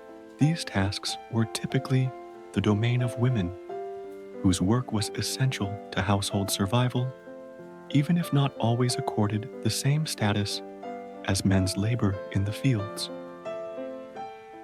Village governance operated on multiple levels. Local matters were often handled through informal consensus, building among household heads, with disputes resolved through mediation by respected community members. More formal authority rested with a council of elders and the local lord's representative. Though in this relatively remote area, seigneurial power was less intrusive than in many medieval communities. The region's distance from centers of royal power in Paris meant that the French crown's authority was somewhat attenuated, contributing to the relative autonomy of local customs and practices. Education in such communities was primarily practical rather than literary or theoretical. Children learned the skills they would need as adults by working alongside their parents and other adults. Religious instruction came through sermons, stories, and participation in rituals rather than through reading sacred texts directly. Literacy was limited primarily to clergy, some merchants, and a few others whose roles required it, though basic numeracy was more widespread owing to its practical necessity in farming and trade. Despite limited formal education, the villagers possessed deep knowledge in areas relevant to their lives.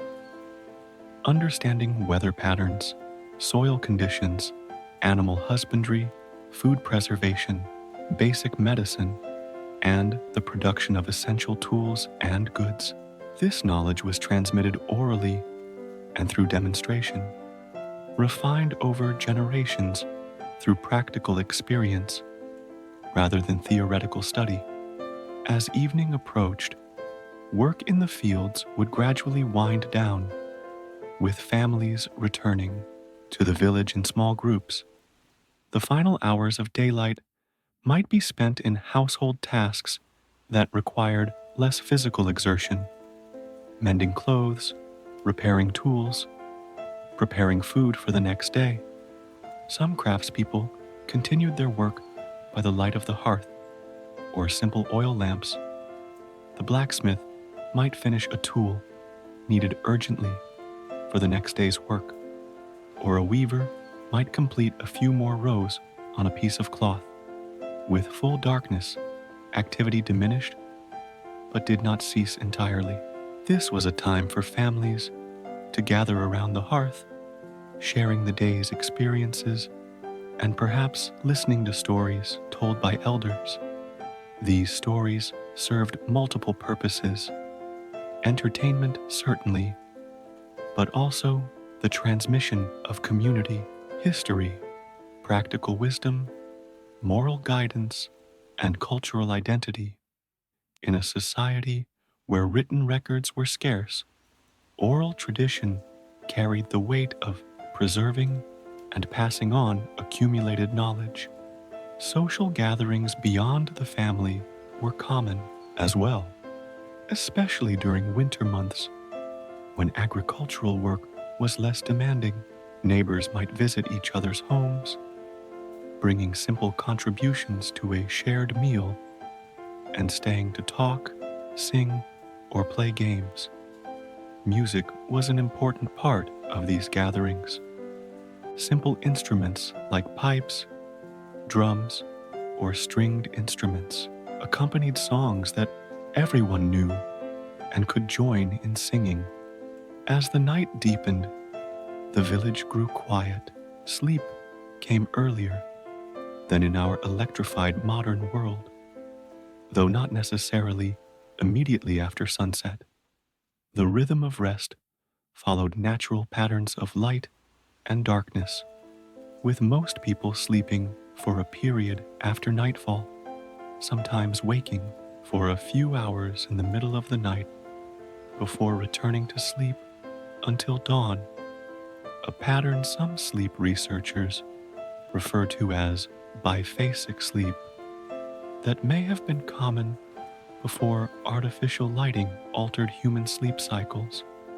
This peaceful coexistence of diverse communities in Languedoc would not last indefinitely. The early 13th century saw increasing concern from the Catholic Church about the spread of Cathar beliefs, culminating in the Albigensian Crusade, launched in 1209. This military campaign, combined with the subsequent activities of the Inquisition, would dramatically alter the religious and cultural landscape of the region.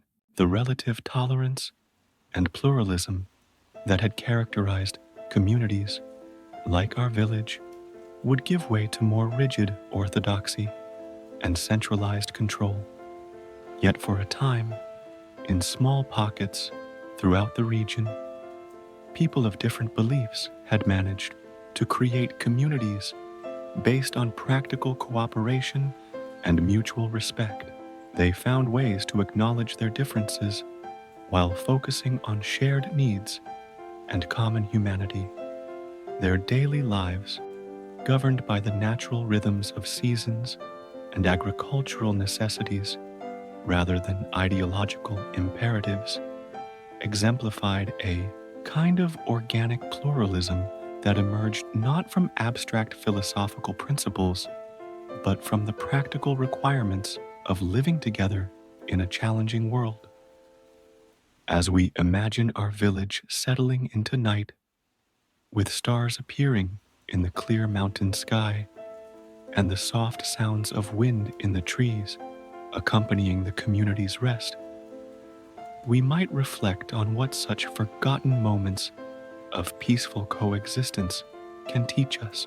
Perhaps there is wisdom to be found in the way these medieval villagers prioritized practical cooperation over doctrinal purity, in their attention to the natural rhythms that bound them together despite their differences, and in their recognition that survival and flourishing required working with rather than against their neighbors, regardless of the faith or background.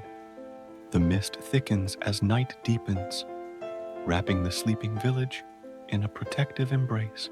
Tomorrow will bring another day of shared labor, small conflicts and reconciliations, moments of joy and sorrow experienced in community. The great historical forces that will eventually transform this region remain, for now, distant rumbles on the horizon rather than immediate threats. In this quiet interval, this momentary pocket of relative peace, the village sleeps, its diverse inhabitants bound together by the simple but profound facts of shared place and common humanity. Story 14. The soft pink light of dawn broke over the vast waters of the Pacific Ocean as a small wooden vessel moved steadily across the waves. Aboard this craft were Polynesian navigators, practitioners of one of humanity's most remarkable traditions of exploration and wayfinding. Without maps, compasses, or any of the technological aids we associate with navigation today, these skilled voyagers could find their way across thousands of miles of open ocean, discovering and settling islands throughout the Pacific over the course of thousands of years. The vessel itself was a masterpiece of traditional engineering, a double-hulled canoe constructed entirely without metal components. The two parallel hulls connected by a central platform, provided stability in rough seas while allowing for speed and maneuverability.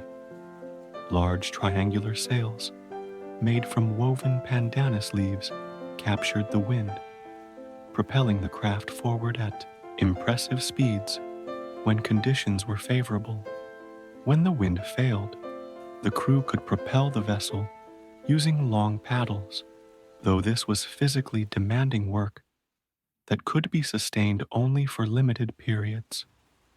The construction of such vessels represented the accumulated knowledge of countless generations. Every aspect, from the selection of trees for the hulls to the precise shape of each component, reflected deep understanding of materials and hydrodynamics. The hulls were typically crafted from breadfruit or other hardwoods chosen for their specific properties. Holes were drilled not with metal tools, but with simple hand drills using abrasive coral or stone bits. Planks were sewn together using coconut fiber cord. Senet passed through these drilled holes, then sealed with breadfruit sap or other natural caulking materials. On this particular morning, the navigator or wayfinder was a woman in her 50s named Moana. Though in some Polynesian societies, navigation was primarily a male role, others recognized that both men and women could develop the extraordinary skills required for this vital task. Moana had begun learning the art of wayfinding as a child, absorbing knowledge from her grandfather, who had been renowned for his navigational abilities. Now, with decades of experience behind her, she was guiding a voyage from one island group to another, a journey of several hundred miles across open ocean. Moana's navigational methods, like those of all traditional Pacific wayfinders, relied on close observation of natural phenomena rather than instruments or written records. The rising position of the sun gave her east, its setting position west. At night, the stars provided even more precise directional information. Polynesian navigators identified hundreds of individual stars and star groups, knowing precisely where each would rise and set at different times of year. They visualized the sky as a dome divided into houses or positions, using these as reference points to maintain course throughout the night. But celestial navigation was just one element of the Wayfinder's toolkit. Equally important was reading the ocean itself.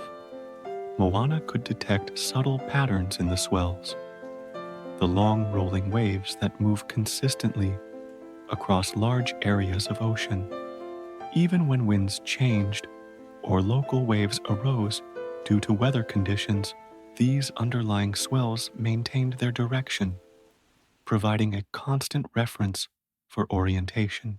She could feel these patterns through the motion of the canoe and observe them visually, noting how they passed beneath and around the vessel. The behavior of marine life offered additional clues. Certain fish species were known to inhabit areas around islands, so their presence might indicate land nearby. Seabirds provided particularly valuable information. Some species flew out from islands in the morning to feed and returned in the evening, so observing their flight paths could point the way to land beyond the horizon. Moana watched carefully for these living signs, teaching the younger crew members to recognize and interpret them. Cloud patterns also revealed important navigational information. Islands affect the atmosphere above them, often creating distinctive cloud formations that can be seen from distances far greater than the islands themselves. An experienced navigator could detect these subtle signs, perhaps a slight darkening or thickening of clouds in one area, and interpret them correctly as indicating land below. Even the color of the water and underwater features could provide guidance. In shallow areas, light reflecting off the seafloor changes the apparent color of the water. Coral reefs create distinctive patterns of waves breaking over them. In some regions, underwater reefs or seamounts cause visible changes in the surface water, even when they're hundreds of feet below. Moana had learned to recognize all these subtle indicators, building a mental map of the ocean that was as detailed in its way as any chart. Perhaps most remarkable was the Polynesian technique known as etak, a system for conceptualizing position and progress during a voyage. Rather than thinking of the canoe as moving across a stationary ocean, navigators like Moana visualized their vessel as stationary, while islands moved past behind them or emerged ahead. They would identify a reference island, often one neither visible nor on their planned route, and track their position by conceptualizing how that reference island moved relative to the rising and setting positions of various stars. This complex mental mapping allowed them to maintain awareness of their location without physical landmarks or instruments. The daily routine aboard the voyaging canoe followed natural rhythms rather than artificial schedules. The crew of about a dozen people worked in shifts, with some resting while others managed the sails, watched for signs of land or weather changes, fished for food, or maintained the vessel. Meals were simple, primarily fish caught during the voyage, supplemented by provisions brought from the home island, dried fruit, fermented breadfruit paste, masai, and coconuts that provided both food and drink. Water was carried in gourds or sections of bamboo, carefully rationed throughout the journey. In times of scarcity, sailors might supplement their water supply by catching rainwater, or, in extreme circumstances, drinking the blood of caught fish, or even seawater mixed carefully with fresh water in proportions that could be tolerated by the human body. Shelter on the open deck was minimal, perhaps a small thatched area that could protect a few people at a time from sun or rain. Most of the crew slept in the open, accustomed to the elements and comfortable with the constant motion of the vessel. Their clothing was minimal and practical, designed to dry quickly after being soaked by spray or rain. Communication aboard the canoe was often subdued, especially during challenging conditions when concentration was essential. Instructions were given clearly, but without shouting, except in emergencies. Many actions were coordinated without words at all, crew members having developed an intuitive understanding of what needed to be done and when. During calmer periods, stories might be told, songs sung, or chants performed. These not only passed the time, but also preserved and transmitted cultural knowledge, including navigational information encoded in traditional narratives. Much of the knowledge required for successful voyaging was held in these oral traditions. Navigational chants described star paths, island locations, and ocean currents in poetic language that made the information easier to remember. Star compasses were conceptualized and taught through physical models made of sticks or stones arranged to show rising and setting positions. Actual voyages provided the opportunity to put this knowledge into practice under the guidance of experienced navigators. Weather prediction was another crucial skill. Moana could read signs of approaching storms in cloud formations, wind shifts, or changes in the ocean's surface. This knowledge allowed the crew to prepare for challenging conditions or potentially alter course to avoid the worst weather. While they could not outrun major storms, understanding weather patterns helped them minimize risks and make informed decisions about when and where to voyage. The relationship between navigator and crew was based on mutual respect and trust. While Moana held final authority on matters of direction and navigation, she was not separate from the daily work of sailing. She would take her turn at other tasks, and major decisions might be discussed with more experienced crew members. This collaborative approach recognized that survival depended on the combined skills and efforts of everyone aboard. Spirituality was woven through the voyage in ways inseparable from its practical aspects. Before departure, rituals had been performed to ensure favorable conditions and protection.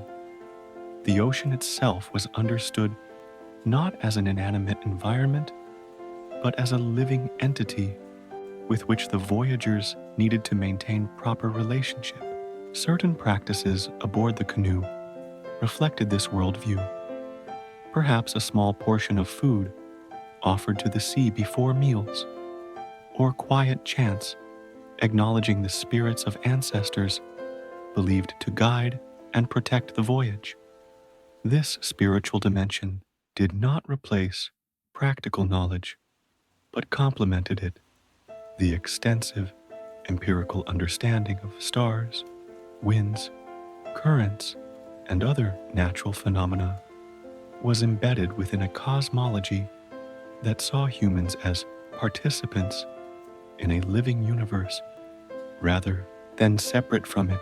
This integration of practical and spiritual elements created a navigational tradition of remarkable effectiveness and resilience. As the day progressed, Moana noted subtle changes in the ocean around them, a slight shift in the pattern of swells, a different quality to the waves. Flying fish scattered before the bow in greater numbers than before. A particular seabird, one that never ventured too far from land, was spotted overhead. These signs confirmed what her mental navigation had already told her. They were approaching the vicinity of their destination, though the island itself remained beyond visual range. She shared these observations with the crew, particularly the younger members who were still developing their navigational skills. Learning to wayfind was a lifelong process that began with building sensory awareness, truly seeing the stars, feeling the ocean's movements, noticing patterns that others might miss. Only after years of such observation would a student begin to understand the complex systems that connected these phenomena and allowed them to be used for navigation. Formal instruction was minimal compared to the learning that happened through participation and guided experience. A teacher might occasionally offer direct explanation, but more often would ask questions. What do you see in that cloud formation? How has the swell direction changed since morning? Encouraging students to develop their own observational skills and analytical thinking. This approach created navigators who could adapt to unexpected conditions rather than simply following memorized procedures. By late afternoon, the first visual confirmation of land appeared, a faint darkening on the horizon that gradually resolved into the silhouette of an island. The crew's energy visibly lifted at this sight, though their work became more focused rather than less. Approaching land safely required careful attention to reefs, currents, and other potential hazards. The final phase of the journey might take hours more, likely continuing past sunset and requiring navigation by the stars to find a safe passage through the reef to a suitable landing place. This particular voyage was a relatively short one by Polynesian standards. Historical evidence suggests that early Pacific navigators undertook much longer journeys of exploration, discovering and settling islands across an oceanic region covering nearly a third of Earth's surface. The settlement of remote islands like Hawaii, Easter Island, Rapa Nui, and New Zealand, Aotearoa, represented extraordinary feats of navigation accomplished centuries before European ships, with their compasses and charts, ventured into the Pacific. What makes these achievements even more remarkable is that they were accomplished with technologies that would appear simple by modern standards: wooden vessels, woven sails, and most importantly, the trained human mind and senses.